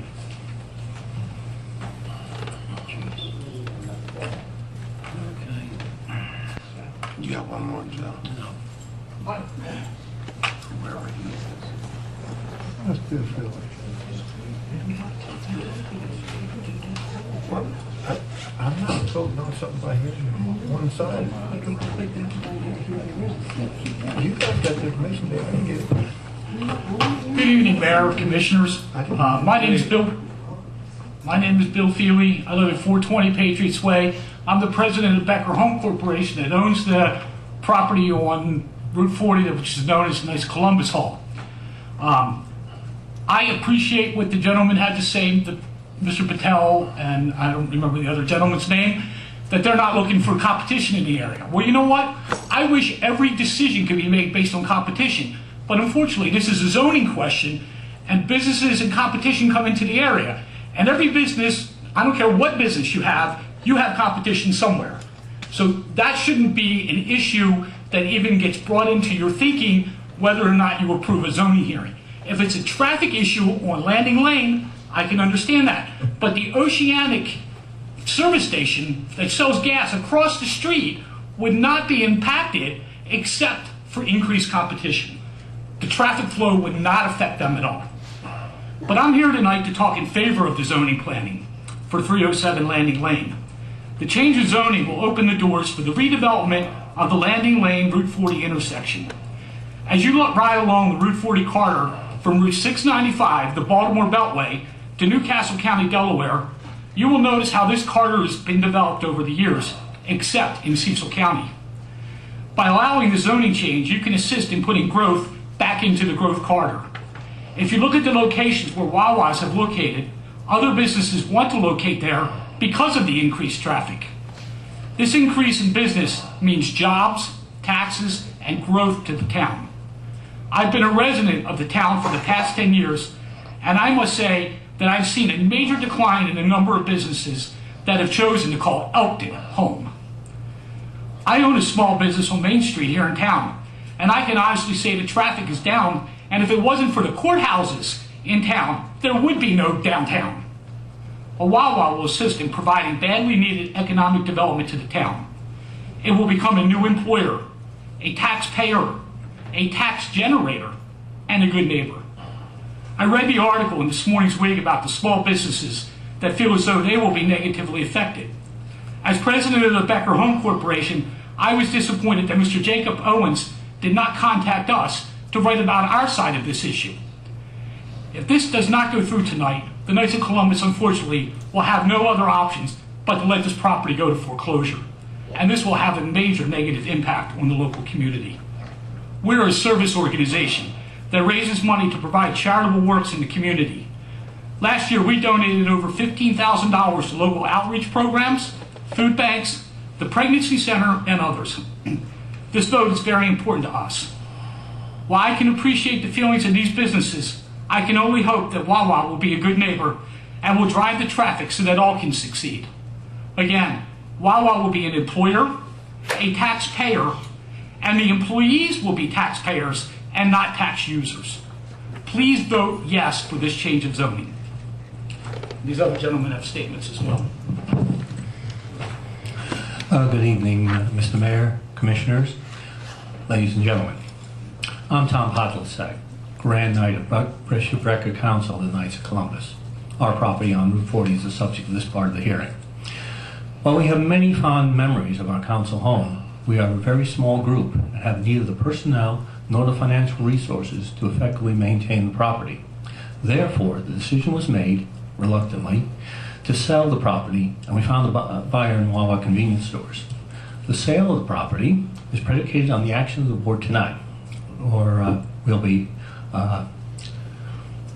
maybe that's not correct, but is definitely be influenced by the actions of the board tonight.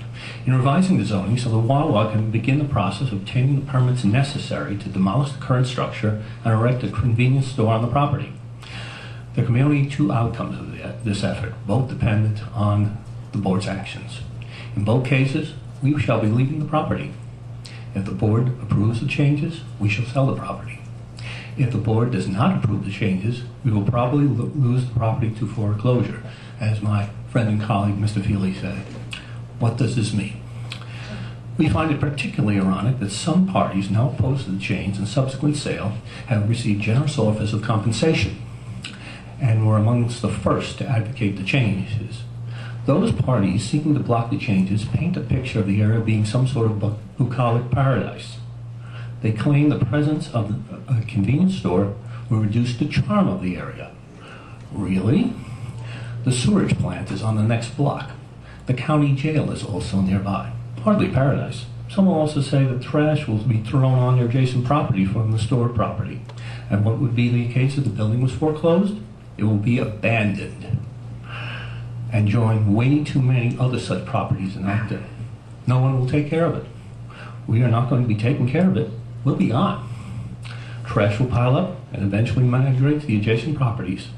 It will probably become a haven for crime, underage drinking, drug dealing and using, human trafficking. And like the convenience store, which will triple the tax revenue, the abandoned property will generate no tax revenue.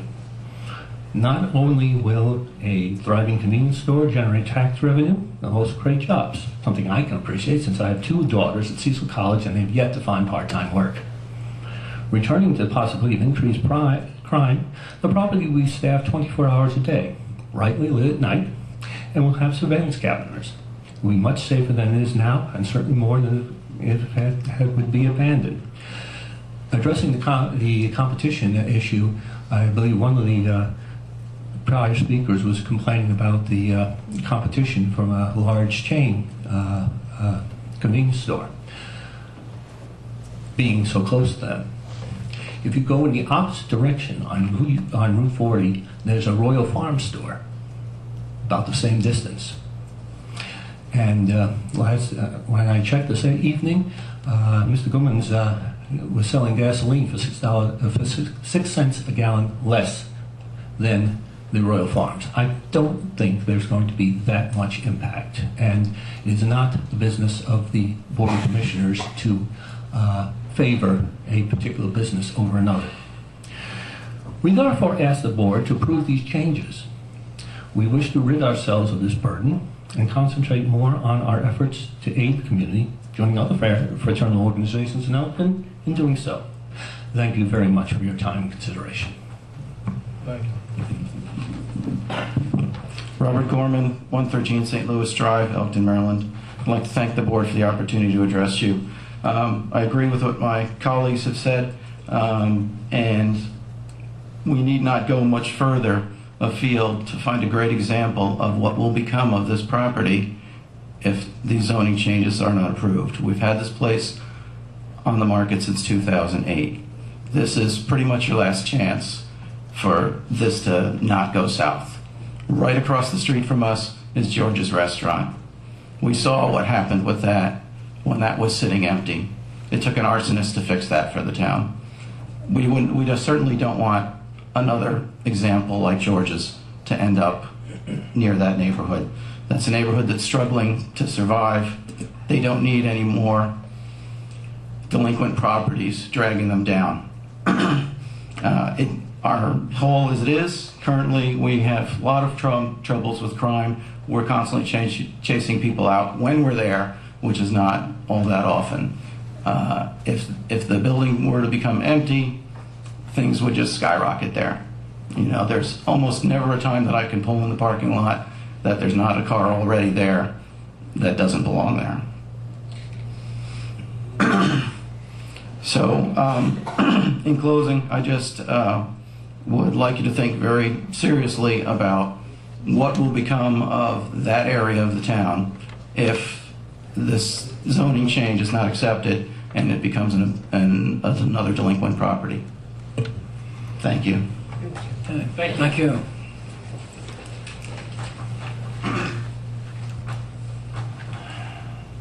Okay.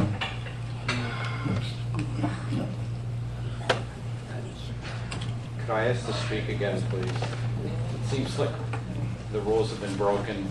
I'd just like to make one more comment. Actually, David Schlocker. I actually have a question. Across from Landing Lane, are there other properties also that are being asked to rezone to C2? Yeah. Some houses? Two of them. Yeah. Well, I can tell you that whatever decision you make, Wawa will not go away. And I know about that other property because, quite frankly, it's Wawa's second choice. So if you throw this away, you might as well throw that away. And while you're going there, they have a third choice too across the street. So if there's any rezoning done on any of those corners across the street, you might as well throw that out too, because Wawa wants to come to this town. It loves Elkton. It's had great success here.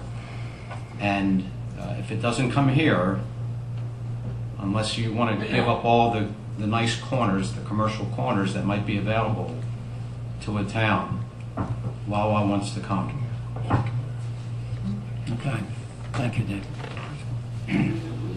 Mr. Swap, I've got a question to ask because, yes, sir. Yes. It's, you're the one that's really hitting this off, right? I mean, or handling this development of the Wawa. Okay. Okay, I think some people taking even the way I perceive the Wawa coming to Elkton. Yes, I love to see a Wawa come to Elkton. Yes. I have no problem with that. I want new businesses to come into town. Have no problem. Don't care what business it is as long as it's legal. The thing is, I don't understand is the Wawa can come on Route 40. Any other business can come on Route 40 and operate. But the thing is, why do they have to go through a road on Landing Lane? That's number one question. If we want to go ahead and maintain the property of the Knights Columbus, I think I'm saying it right, then buy the property and use the rate access, the same access that you use to come in. And, I've got an answer. okay, I'm only saying this. That's where my problem that I have is the access over to Landing Lane. No problem with the business coming down the road, Rural Farms or whoever else. That's not a problem. It's what you're doing to the residents through that property. I understand. I think things have gotten better.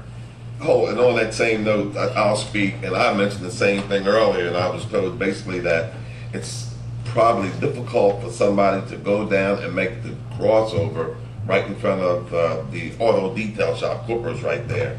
And that was one of my concerns too, because I looked at Wawa's and other convenience stores on the highway. They have in and off the highway.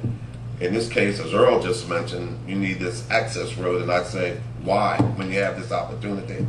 I'd like to respond. Same question. I think if you look at most of these convenience stores, and I'm going to guess, and I'm not saying this for sure, but I'm going to guess the Royal Farms has two different access points too. Does it have access somehow from 213 and 40? Yes. I'd almost bet it does. Now, you can say, yeah, it doesn't make a difference, but none of us in here are experts on retailers, and it obviously does make a difference. Wawa feels if it doesn't have access from two sides, from two roads, as does the Royal Farms and these other retailers, that it's not going to be successful and it's not going to be able to buy this property. Now, like I said, look, I'm going to go on living, I'm going to go on working, I move on to the next. But I can tell you that if you throw this out, if you want to prevent Wawa from coming and having 2 access points to 2 roads, you got to go back to your zoning maps and throw out a few others. Because that's what's going to happen. And I'm not saying that to be a smart aleck, but I know the way they operate, and I know what they've been thinking, and I know who's been contacting them. So this last comment from me on this. Yes. But so what I understand is from the access from Landy Lane, this is to capture the business from that side so they can come in and out from that side in order to avoid from going down Route 40 and coming around. If I want to go to Wawa, I'm going to make every little effort I can to go around the street or come up the highway, and that's going to be my choice. But I'm not saying that just because someone, the company wants an access to Landy Lane to capture the market over on that side, because that's basically what the point is.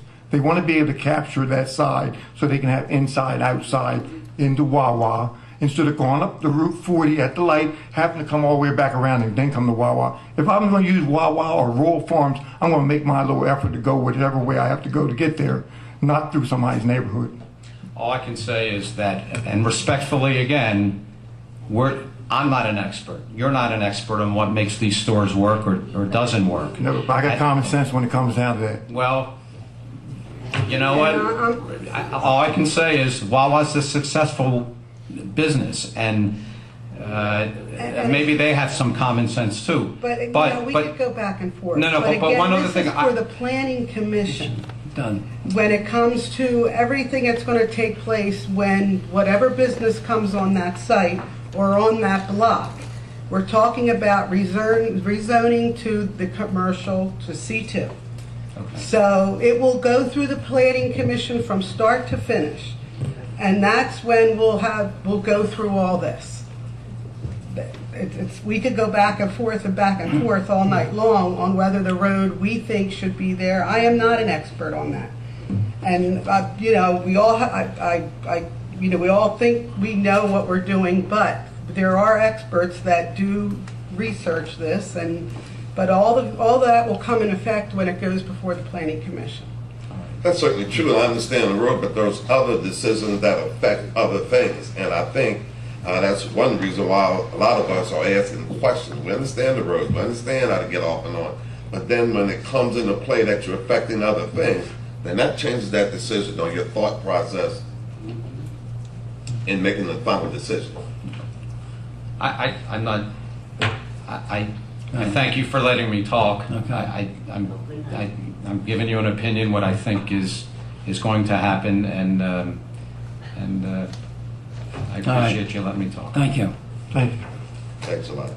Okay, I think we've heard everything. All right, do I have a motion to accept the ordinance 8/2013 zoning ordinance and comprehensive zoning map with the amendments that had been presented to us tonight by Gene Herman and Mike Davitt? I will make a motion to accept ordinance 8-2013, the zoning ordinance and comprehensive zoning maps. That just includes, what does this include? That includes what we've been talking about, everything. So we're voting on one vote for everything. On all On of the this, the new ordinance, zoning ordinance comprehensive comprehensive plan. plan, then we've got the subdivision regulations, another one. Okay, do I have a second?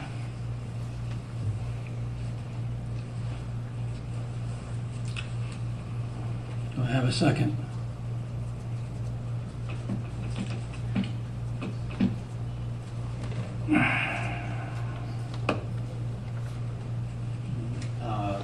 If you accept advice, you may want to amend the zoning map in a different manner in order to adopt the Elkton zoning ordinance and Elkton zoning map in a different way. Not to adopt the Elkton zoning ordinance is not to have one, except to fall back on the one that was adopted in 1999. because you won't have any updated zoning ordinance. But if you don't like the configuration or the zoning of parcels on the map as it exists right now, then you can change that to a way that the board would reach a consensus to accept it.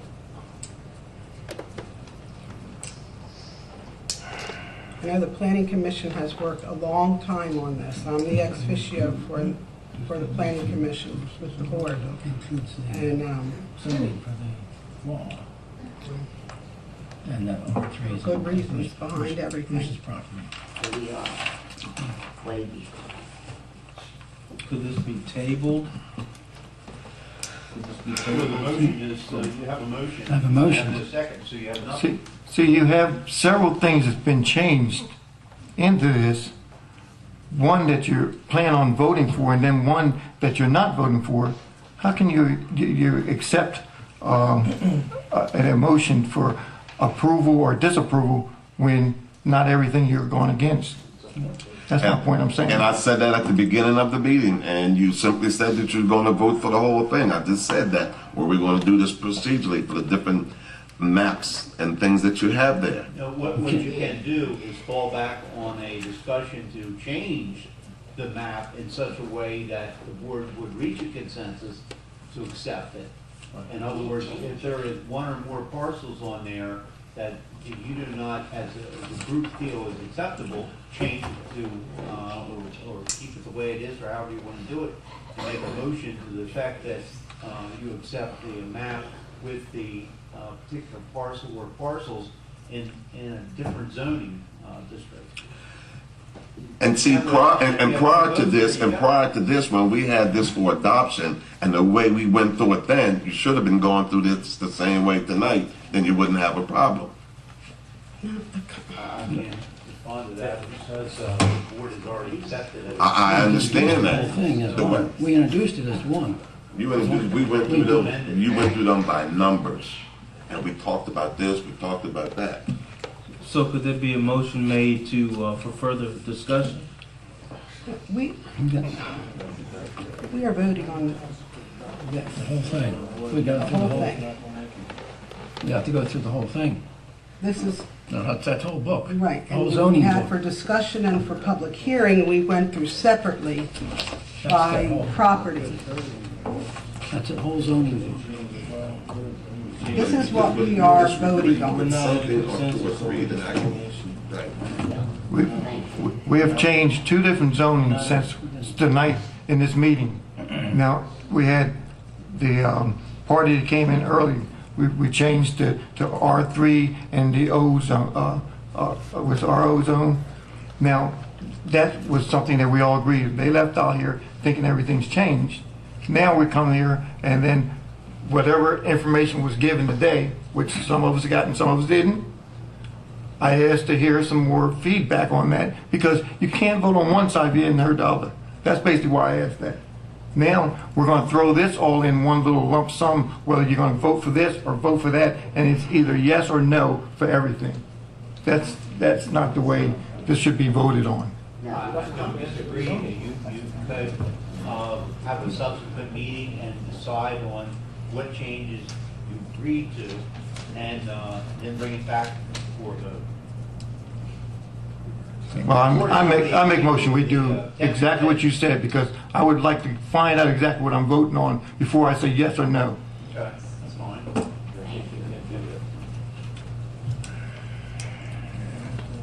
So, we're just going to go through our motion. Of course, it didn't go anywhere. So Just let it go. you can let that go for now. I don't think it's going to not take action on it later.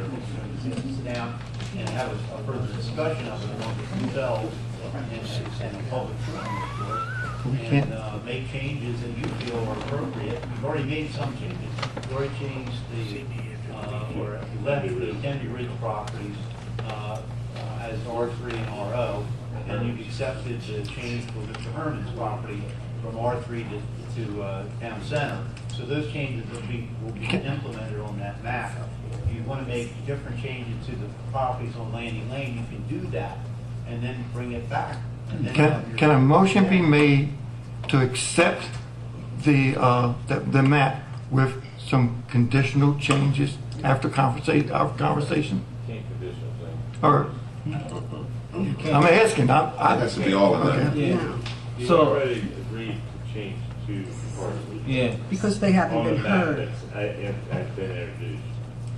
The other question y'all have is, what are you gonna do with the landing lane problem? So if you can't make the mind, you don't have a consensus for that, then I think it ought to be, table and y'all put it on another meeting. Right. And you have the right to do that after it's introduced. Right. You have time to do that within the time period allowed.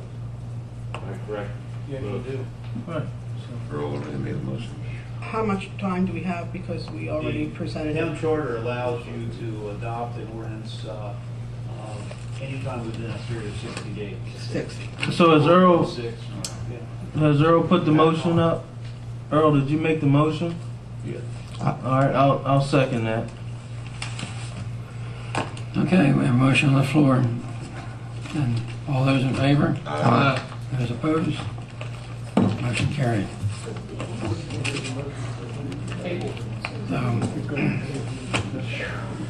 Okay, we still have this Wait a other minute, one. Lois may not be sure of what we did here. Is he sure now? Michelle, is he on task? Okay.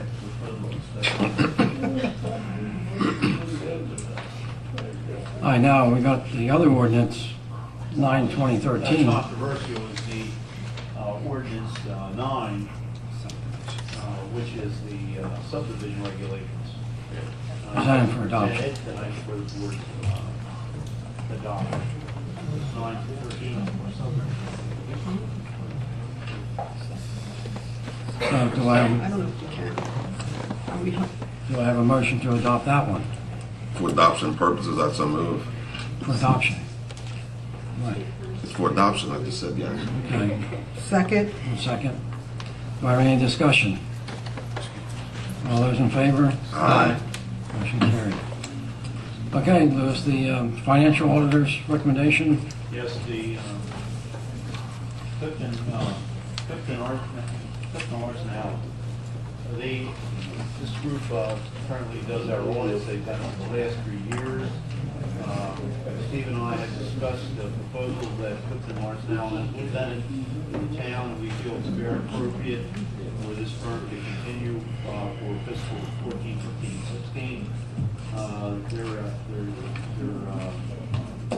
engagement fee is consistent, 3% grant on the change in the 14, 15, 16 the time frame, so it's fair and equitable.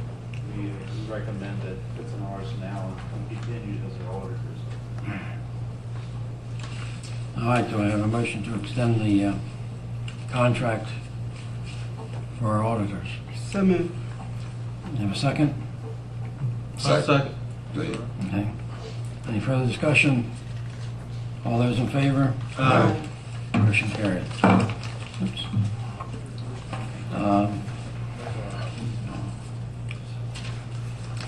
All right, any old business? Mary Jo, anything? No, I don't. No? Yeah, I still have a lot of visual shopping carts being pushed through towns. That's one of the main ones I see a lot every day now. And then the other one is, I've got more of the trash can shoppers anymore going into the trash, pulling trash out of the big dumpsters. That's really looking really bad around the town of Elkton. You got people pulling trash out, looking for scrap metal. There should be something done about that. I mean, I don't know whether there's a law about taking trash out of trash. Excuse me? I said, sometimes that law. I mean, it looks bad. You ride through town, somebody in the trash can throwing trash out, looking for things. That's not just one dumpster, all through town. We'll look into that. Should That's be, only two things. should be within the code enforcement. No, piggyback on Earl, did Lewis ever write a letter to those stores that have the carts to let them know our concern with seeing them around town? I don't recall, I'll check on that. maybe you can write a letter to the Acme and all those places that have the carts and just let them know our concerns. Maybe they'll cooperate in some way or some manner. If that's not too taxing for you. That's it. Mr. Hicks? I guess would the Fall Fest be considered? I just wanted to, thank Mary Jo. I was unable to attend some of the events because I was working, but my family was there, and I know my son thoroughly enjoyed the races. And my wife told me that they spoke to you and all. So, I appreciate having that downtown, and hope we continue to do things like that. Thank you. Okay. All right. The new business is, just remind everybody, our Cecil Hartford chapter, Maryland Municipal League, our next meeting will be Thursday, October 24th at the Charlestown Fire Hall. That'll be our next meeting there. The Elkton Housing Board, Housing Board there has a new policy, and they have also increased their number of commissioners that they're allowing to be alternate commissioners on their board. And they have asked that we appoint Ozma. They have talked to her, and she's willing to take that new position, and asked if we would appoint her to the Elkton Housing Authority. So if I get a motion to accept the recommendation. I'll second that. Any further discussion? All those in favor? Aye. Motion carried. And some time ago, you recall that we had adopted a bicycle plan, and that I had called a meeting of each town to come together to try to get a grant for all the towns instead of one town trying to get each town. Well, I'm happy to say that the grants that all the towns put in and all the bit of money they put in, we received.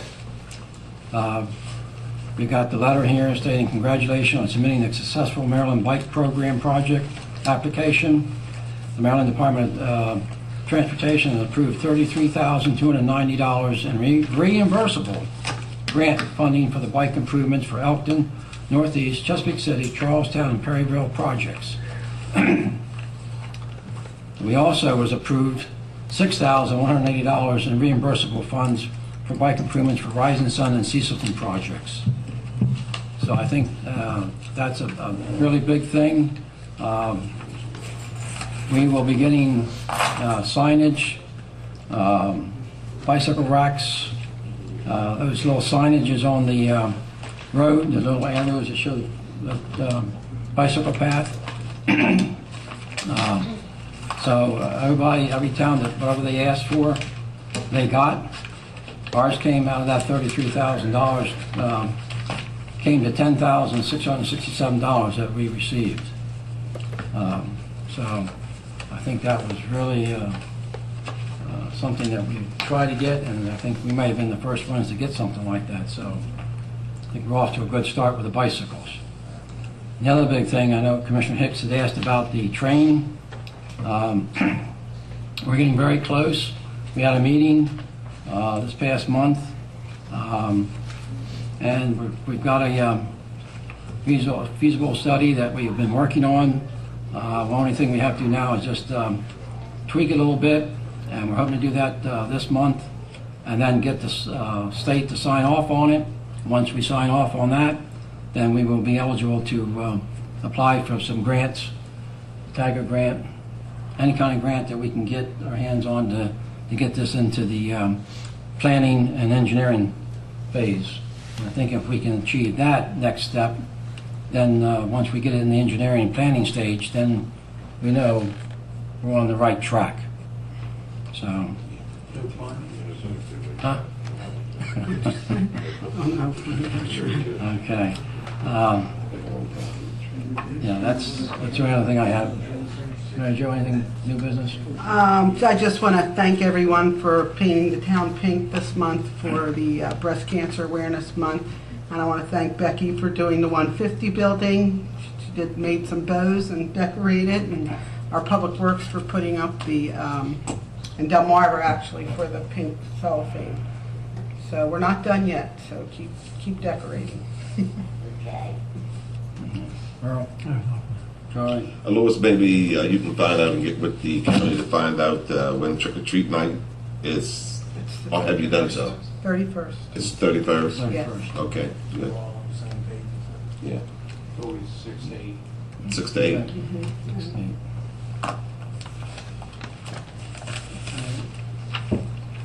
Okay. Becky?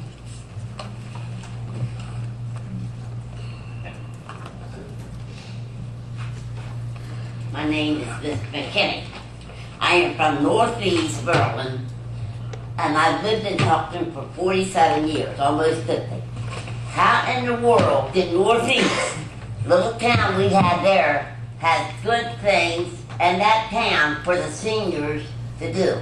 We have nothing in this town for us to do, only go to Mary Jo and see if she'll let us do something. That's all we have. So what Yes, I'm talking to you. We have nothing in this town to go to and do anything in. And since I had my last stroke and heart attack, can't even do anything in Elkton building no more.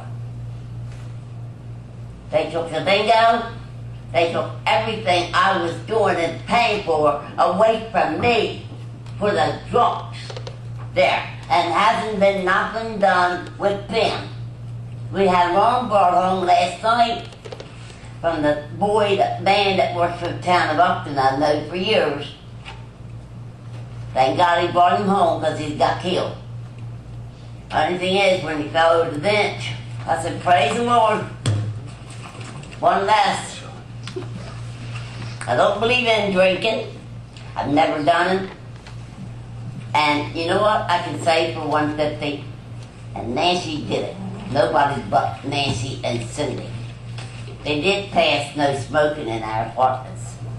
And they also taken away, whether you know it or not, Mayor, I'm here to tell you and talking to you, there is no way they're going to be able to do what they want. They're here saying that they're going to take our apartments and make them into a one-bedroom. We have 50 apartments in that building. I want to ask you how they going to do that. They want to take our apartments away from us when we pay I pay $600 a month. And they want to take my apartment away from me? I know none of them likes me because I tell them the truth. If they don't like that, I'm sorry. Don't let the door hit you as you go out. That's exactly what I say to them. The only four that I have in the town of Elkton I can depend on is our commissioners. Otherwise, we have to kiss the door goodbye. Because, no, Joe, you have never done nothing for us, and you're not going to. It's sorry to say, but I am plumb upset and disgusted with you. Every time I come to a meeting, you got 2 minutes. Get down. Or you got to point your finger at me. I'm older than you, Joe. I'm upset tonight. I never get to come because I have to ride home in the dark. But I care about this town. I care about people. And I love people. And by having the love out of your heart, you'll do things for people. And you'll see that they don't lose their apartment. You'll see as a mayor how to help us.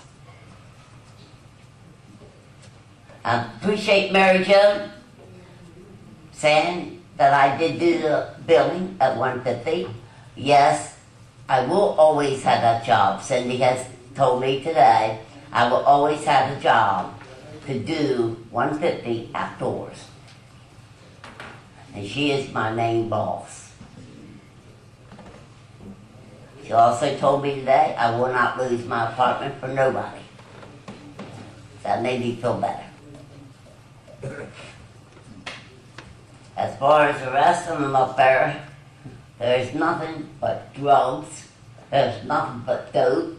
and there's nothing but trumpets.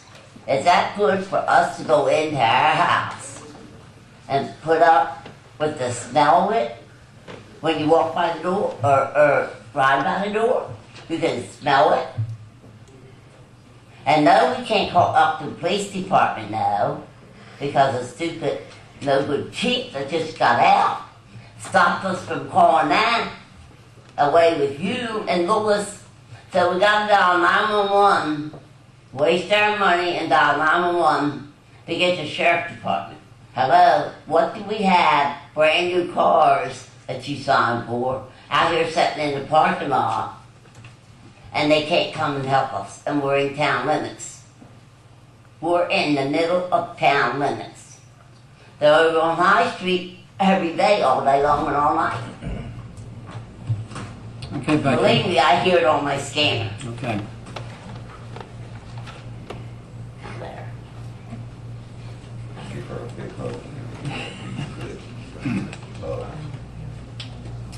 Christopher Nelson. He already spoke. Oh, you already did? Yeah, he spoke on the comprehensive report. No more.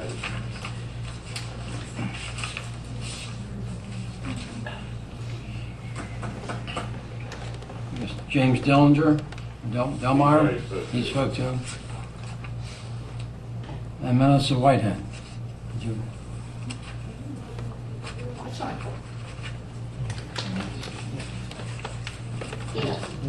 What happened? He's up. I'm not a very good public speaker. I'm gonna try to do my best. Put the mic towards you. The mic. Pull the mic. The mic towards you. Sorry. Your name and address.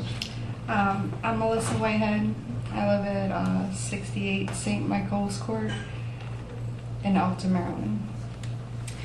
I'm here on behalf of my mother and father and every American homeowner. My intentions are here to get across 3 main points on the vote to make my parents' home zone commercial. As an American mother and daughter, I find this whole aspect of voting over my parents' home appalling.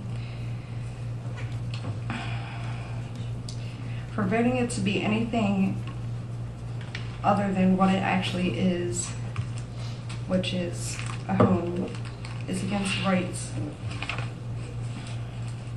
To have a home and keep it the way you want it as a homeowner is just taking away your rights. Placing a Wawa entrance way beside my parents' home will leave them susceptible, sorry, I'm tripping over my tongue, to many safety issues and vandalism.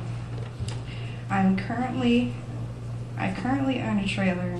My trailer I purchased with full knowledge of the land it is placed on is not my property. All that is well and good, but if I were to purchase a home in the future, I'd expect to have the right to do what I want with my land and home. Since my mother has informed me of what Wawa was trying to do, zone commercially, I told her she shouldn't have to worry, that nothing can be done without her authorization. Needless to say, I'm here today to help her fight for her right to keep and have her home the way she pleases, which to me was something I would have never thought she would have to do. What's the point in owning your own home that you paid for 30 plus years, fix it up and build memories for, if you can't have and keep it the way you want it? Because of my parents' issue today, has fully deterred my thoughts about buying a home in the future.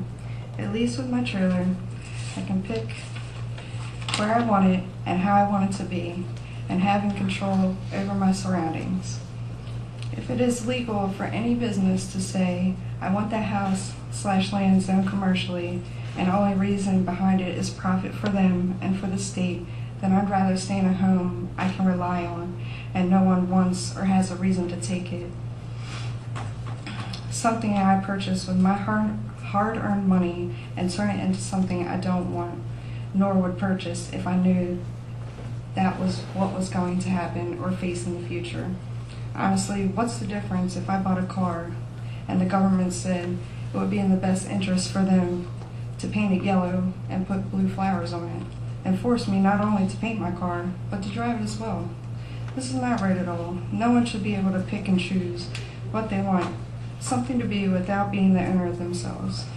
Not only is this a fight for their rights, but also for their safety as well. With several people driving by more than usual, there is a risk for more accidents. This risk will be a right for my parents' house, yard, and driveway. When my father goes outside to cut the grass, he'll be at risk for an accidental overshot of the entrance into Wawa. Why should he have to worry about such a thing? Pulling in and out of the driveway will also be a huge issue as well. It is hard enough now as it stands to pull in and out. Adding an entrance into Wawa would just increase that flow tremendously. With that increase, it's not far-fetched to assume that more accidents will occur. Once again, my parents will be right in the middle of all that action, placing them in danger once again. Accidents probably won't be the only obstacle they will face, but more people will be driving by, causing more peeking into their windows and fence. Privacy is a concern, but the biggest concern is safety. People will see the nice things they have in their house and want it for themselves, leaving them at higher risk for robbery or home invasion. How is any of that fair to a law-abiding, bill-paying citizen? Property damage will also be a potential. Property damage will also have the potential of increasing. More people who drive and walk by, the more of a chance of someone will write something obscene on your house, or fence. Not to mention the trash that will be naturally discarded along my parents' property from the traffic going in and out. This is something no one would appreciate being around, not to mention living around. I love Wawa and never had anything bad to say about them until today. Shame on them for not considering the lives that they are trying to change. They make excellent coffee, tasty subs, and cookies, but apparently lack morals. How would they feel if their property was up on trial, as my parents are today? Ask them how violated they would feel if it were the other way around. I fully support a Wawa being in the town close from my home, but not at the expense of forcing my parents a purchase of 15 years ago to change into something they would have never bought if it was like that today. I surely hope everyone considers all the aspects of the zoning, because the only good that comes from forcing my parents' property to be commercial is all for money. When I could stand here today and give you many reasons to say not to zone it commercial. Thank you for your time. Thank you. Okay. I think we got everybody. Mayor, I signed up on a list for public comment. Did I get an opportunity? I thought it was you were on there when you came up front. Did you do that? You got more to say? Yes. That was about the zoning. All right. I thought that was the same as what you were talking about.